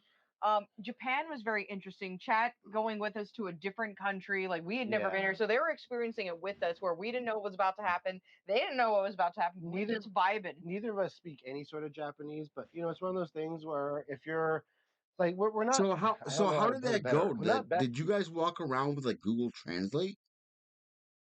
Like Yes, Google how was that Lens, vibe? deep. No, it's well. So there was a couple Mhm. places where they just do not speak a lick of English, but we had like ramen adventures. We had friends. Yeah. That's the thing. It comes down to like not who what you know, but who you know. We had Right, plenty of right. friends we met, we talked to, and they because when it comes to like Shibuya, Tokyo, Osaka, English is damn near a second language there. So we were okay. As long as you're not like, can you change this? I will say in Japan, the crazy thing is they do Italian food so differently, but so great. Their carbonara is Okay. closer to an Alfredo with like upper potatoes and stuff. And it's like, this isn't a carbonara. More, please. you know? So I was saying This your is the second favorite one. one was Japan or. So a recent one we just did is I took Brandon to a very prominent area Oh, yeah. in Oakland called Fairyland, which apparently inspired Disney to make Disneyland. Yeah, it inspired Walt Really? to make Disney. It's just right. Okay. Yeah, just right there. Like a lot of people in the Bay Area have all gone here for their childhood. It's been open for like 75 years. I've never been there. I took Brandon for the first time and I showed him the area where my brain first turned on. And I know that I was turned on because I can recollect a certain portion. And they're like, oh, yeah, that happened for your third birthday. So I have proof that this is a time that I remember this because you can only go to this park if you have kids, but they hold like adult nights once a month. So I took Brandon for the first time. I was like, okay, here's where I was 3 years old on my birthday, and I was like, that's scary. And I was like, and my brain turned on. I will double down and say that was actually recently my favorite one too, because we were like everybody that was in stream was like so enthralled because people come and leave. There were only people coming and staying. Like we're probably 20, 30 average easy, but we were like at 50, like just for no good reason. Just we're walking around, trippy lights and everything. There was a bunch of drag shows where they were just like having pasties, and people was like, "This is TOS." I'm like, "Well, actually, I do have the 18 plus sexuality thing on there, so you have to click on this. You don't see nips. Yeah, there's tassels going Well, crazy. they're drag kings. Who are Drag you gonna kings, how are you yeah. gonna tell them that that is a male or a female? Yeah, it's one of those things like fuck it, argue with me or don't. I don't give a fuck. Oh no, I get banned, so I take a 3 day break. But so that's why I was like that recently. That was great because I've never. Michelle keeps trying to take me to Disneyland, and I don't like it. Do the Disney adults like come over yelling for the kids, like getting in line? Well, it's so cringe, but like there, it was so wholesome, so great. Everybody was lovely. There was like 4 open bars, by the way. That probably maybe might have helped. Completely free open Right. bars. But yeah, yeah, $40 for 4 open bars, say less. I mean, I don't know. I know they have a different version in Disneyland versus Disney World, but I Yeah. need to go to both to experience the Star Wars section. Because that is Oh, my yeah. life. I grew up on Star Wars. I love Star Wars. I want a bar hop in Star Wars. It ain't cheap. Yeah. Our one day, like 2 of us tickets for one park, just one park for one day costs more than our 2 to 3 night hotel stay. Essentially, What? it was like $800. And Wow. that's not even food and Wow. drink. Holy shit. I'm just saying, so like that's to say like Disney is cool and all, but it's supposed to be for the kids, right? Well, now there's just a bunch of Disney adults and all this other cringe and Yeah. the selling of like they have this key where you have to go sell this and buy other parts to open the key. It's all yeah, dude. When we went to Fairyland, where that was the inspiration for Disney, it's untouched, it's wholesome, and They don't even let adults in there. They're like, no, yeah, they you don't don't belong in here. This is for unless the you have kids. children. This is for the kids. But we went there on an adult only night, so there were no kids allowed. So it was just that, and I was like, "This is a." You could buy a $3 key, and when you put it into certain holes, it tells you Brothers Grimm stories. It just reads it No to you. shit. And I was like, "This is That's cool as amazing." I fuck. really loved And it. that's Bay areas, they'll have specific nights where it's just adult only. Remember this Yeah, from your childhood? Well, and you just want to have it unspoiled and just be for you for this one night? Go ahead. Right. So Thursday nights you can go to the Academy. Thursdays you can go to the Exploratorium. They'll have all these things of yeah. all like you just want Uh, to be an adult but still have that nostalgia factor. They do that out here in the Bay. the They got you. Academy of Science has a walk-through aquarium where you can walk through the bottom, you can go inside of it, and sometimes they just have jazz bands in the open area underneath the aquarium, just playing music throughout the entire thing. I think the aquarium itself has like 5,000 different species. Not only Holy talking about, like, they fuck. also have a terrarium with birds and butterfly and spiders the size of my Turtles, head. an albino Yeah, alligator. it's just one of those things like, you telling me this is $12? Oh, let's go. See, you know? I don't know how welcomed I would be there because I'm the guy that would walk around and be like, I cooked that, I cooked that, I cooked that. I haven't You're had more than that welcome. yet, You're not the only but you know what? That you're not the only person thing. she's like those sea urchins the size of my fish. Like Yeah, totally eat yeah. that. Jane Henry, I'm sure you know. There, she was like, "You see that sea urchin? You know how many things I can make with that? No, you're dude. There's more people like you than you think. No, Dude, it's not every exactly okay, intimate. I'm so fucked up with kids movies because I have kids. I When somebody says sea urchin, I immediately go to what is the name of it? Surfs Up with Huh? the what the fuck are they? Penguins. The penguins that surf. Tell me you guys have seen that. Oh Come wait, on. yeah. It was Things is in there, or something like that. No, that's Happy Feet. Oh, No, That's what I was This- thinking of with yeah. Happy Feet. no, not Is Happy it Surf's Feet. Up? It's called Surf's Up. It- It's got penguins in it yeah, that Surf's Up. surf. Yeah, yeah, yeah, And the yeah. one and at the one part, the one dude's like trying to surf and he falls off and hits an urchin and and they're doing a talk show with the fucking urchin and they're like he's like, yeah, this motherfucker fell on me, broken, broken, broken, broken. And I'm just like, oh my God. I'm sorry. You would have to see the movie to understand why I'm laughing so hard right now. I'm sorry, I have kids. I ended No, I added the part where this motherfucker. So they don't say this motherfucker, okay? Just so you know. Uh, uh, another reason I know I keep talking about the Bay, but there's been times like when we going to Japan was the only time when I came back. I'm like I miss Japan. We've been to Arizona, we've been to Canada, San Hawaii, Diego, Hawaii. Washington. Every time I'm like I miss the Bay, but that was the Japan was the only time I was like they got something. Like Got soup in a vending machine. there wasn't What? not too long ago. all right, that's cool. Michelle and Jane drove to Half Moon Bay for their low tide, and they just got Sea sea urchin. urchins. Just wild. Just you could wild. You have just 1 grab 'em. hour. You can take a whole bucket, as much Whatever, as whatever a you could whole get. bucket. But the fact that you could just drive up there and go get them on your own, and they're the same ones you get in the restaurant. Isn't that like crazy? It is. It is. Because I definitely know where I'm going shopping. What's the beauty of it? I mean, it's a lot of work. You have to go out and like low tide. It's a lot of work. There's a reason why But I they're mean, expensive. But you know, but that's the whole part of the fun of it. I mean, that goes back to me and my love for Anthony Bourdain. It's like, let's go catch this shit and then let's eat Yeah, it. exactly. did you hear about the last thing Anthony Bourdain caught? It was right before he killed himself. What was it? Well, so he didn't catch it. There was octopus. He was part of a show. How they were trying to catch octopus, and the Food Network gave him a dead octopus to catch, and he just made it look like it was the thing. And he has this whole thing. You probably find it pretty easily on the internet. How he was saying he wasn't upset at the stage or the people or anything. He was upset at himself because he's always been about what's real and what's happening.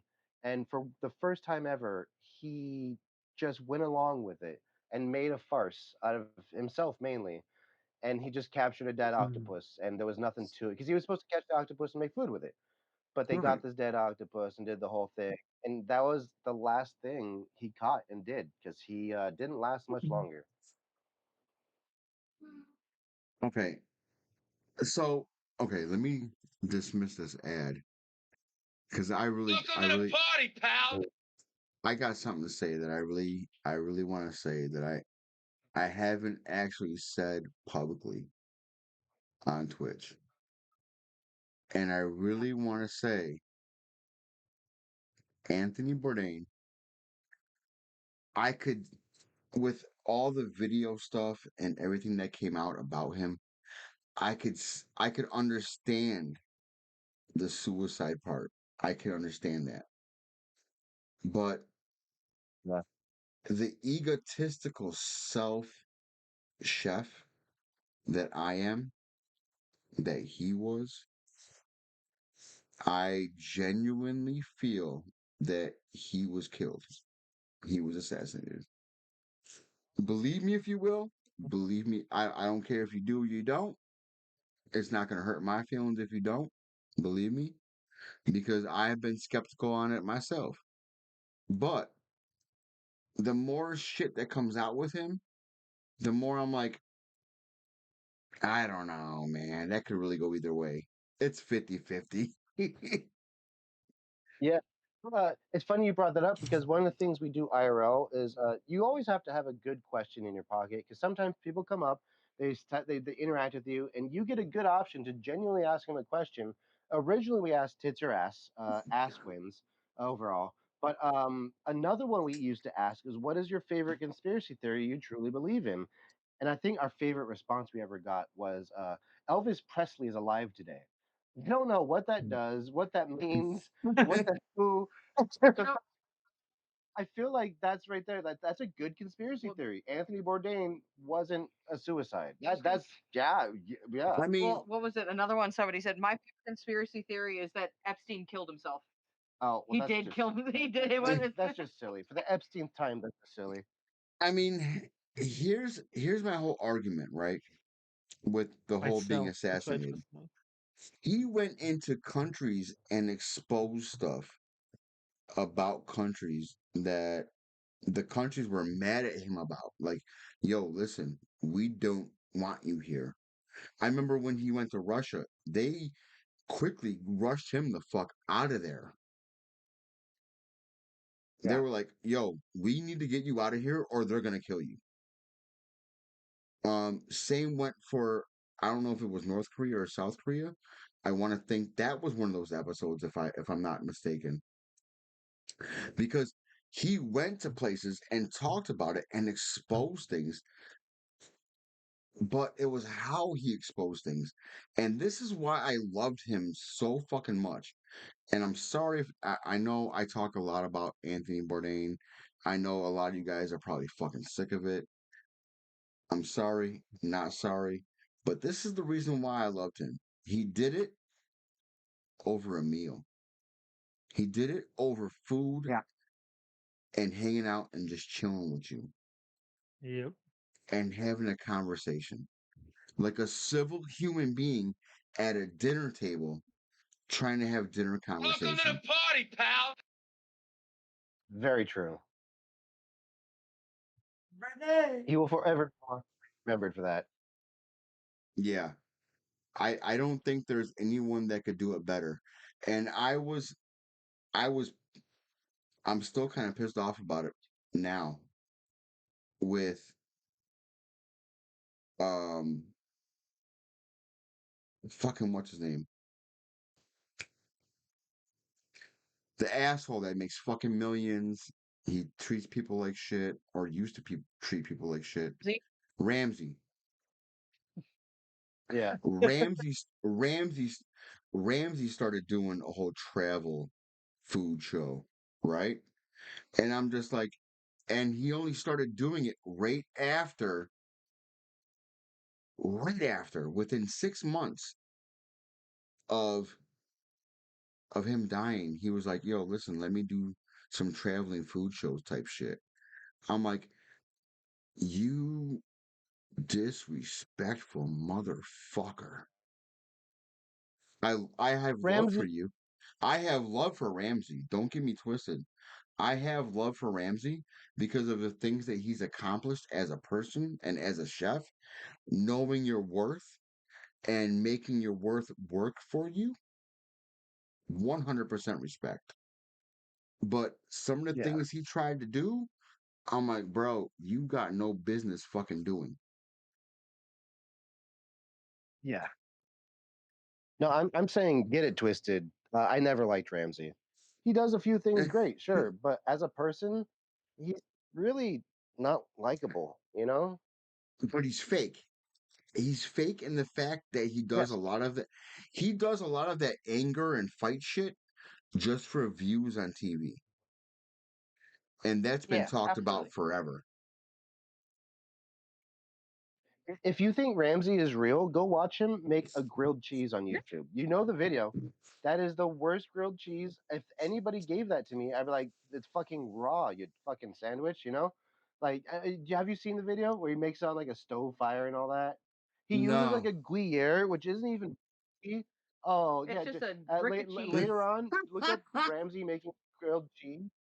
It's got to have tons of views, and it's just like, this is disgusting. He's like, it's delicious. Shut up, dude. You're Yo, full of it.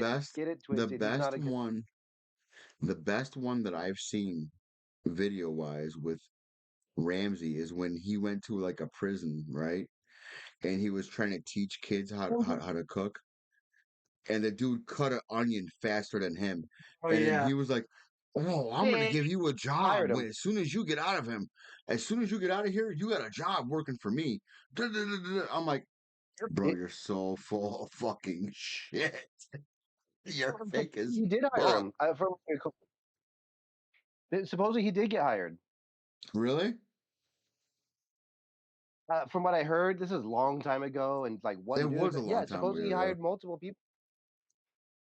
No, I know what you're talking about, and yeah, like I said, it's not like Ramsey's an entirely bad dude, but very No, he's clearly, not. No, he's really not because I- he's done things for the culinary world, and he's done things to donate back to people, which I always appreciate yeah, and respect. But like, I hate I hate the fake chefs. I hate the fake ones on TV that they act one way on TV, but they don't act the same way off TV. Like, I hate those. I hate them all. And that's kind of where I love Anthony so much more than the others because Anthony was him all the time, no matter what, whether there was a camera on well, him or not. until it came down to an octopus, yeah.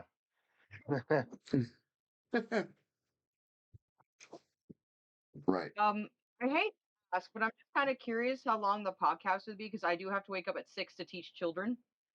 Oh, you know what? We're actually 11 minutes past what we usually go for. Oh shit. So, I guess last questions, as I'd like to ask everybody. I mean, I guess I'll yes. go first, but ask everybody what their favorite What's your favorite egg dishes? television chef is, because mine is Alton Brown. You're saying, off and on, dude. He's just a science boy. There's numbers.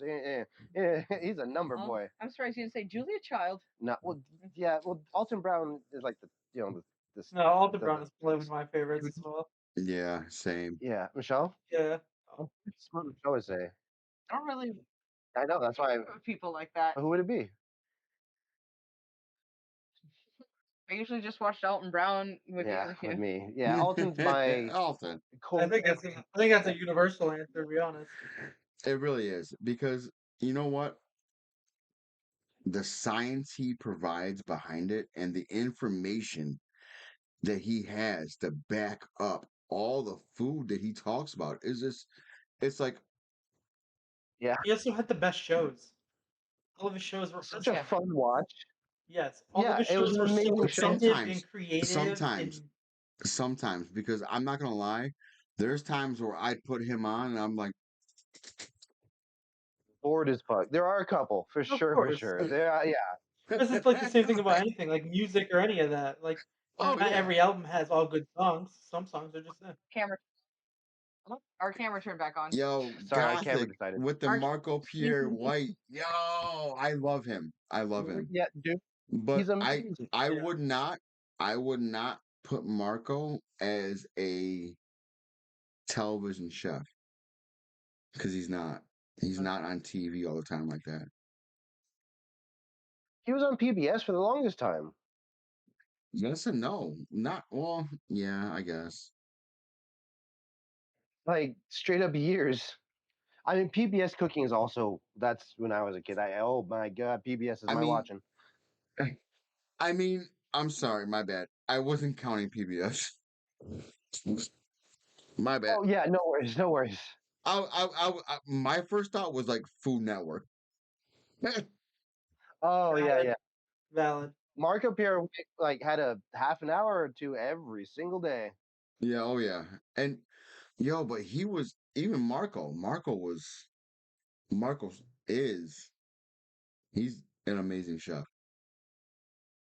100 million, yeah. So closing comments that I want to get out before we rate out or before we even talk about who we rate out to.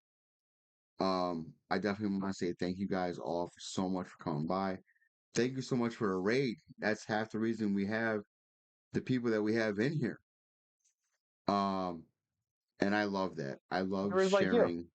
I love sharing communities. I really Yeah. do. Um, one of my biggest things, once again, the Burn Chef Project. I'm not going to get into depth, but please check it out for yourself. Um, Sunday nights, as you know, guys, if you don't know, now you know. This is what we do almost every Sunday night.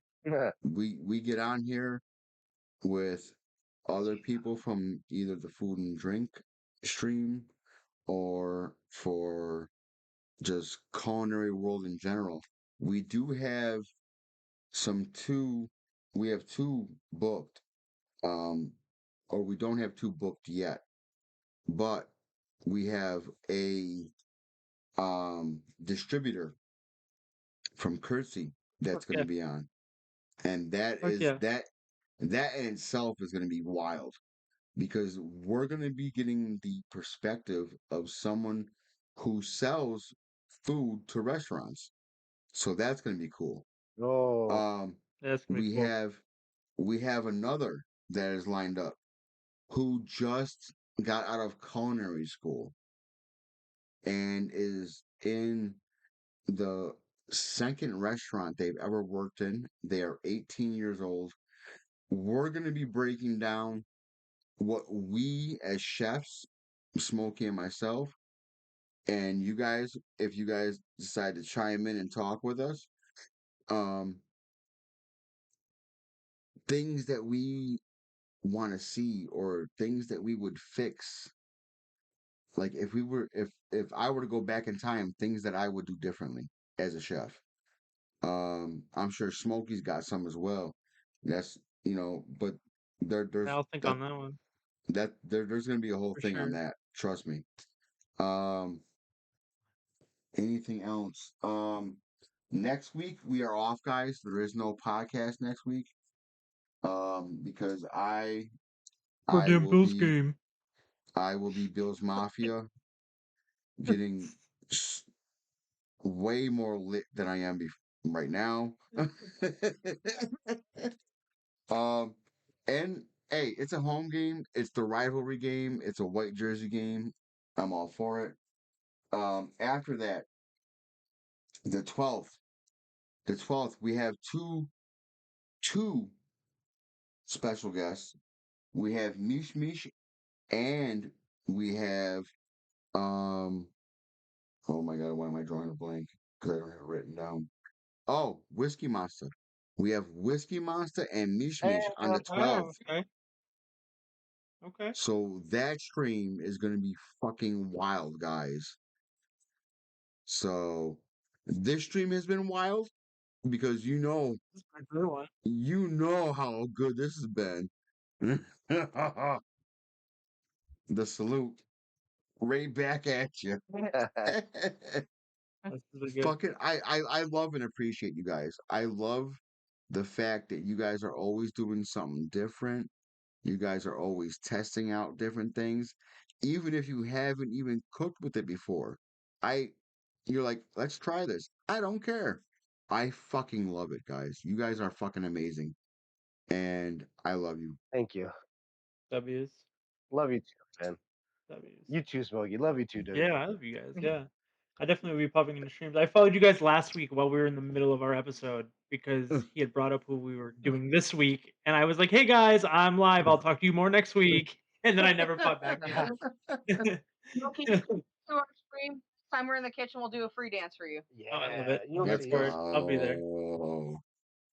Most Yo, definitely. so as is customary, Thank you for the follow. every time for our raid out, you guys, our guests, always choose who we raid out to. Um, so usually when it comes to food and drink, I know a lot of people like keep it in the fam and everything. I'm not gonna lie. I don't There's give only a so fuck many hours you can watch who you someone. want to raid to. I don't Anyone care you who they are. anyone you want. We rated a Fortnite streamer last week, so Yeah. I- I'm gonna put their thing in here. Here we go. They are a San Francisco DJ streamer. oh, I'm here for it. Okay. Okay. Yeah, I love really music. mute way Thank you, hand Gothics. out the food. Big love, Gothic. Yeah, Thank you that's so Techno much for Cat. being here. I appreciate you guys.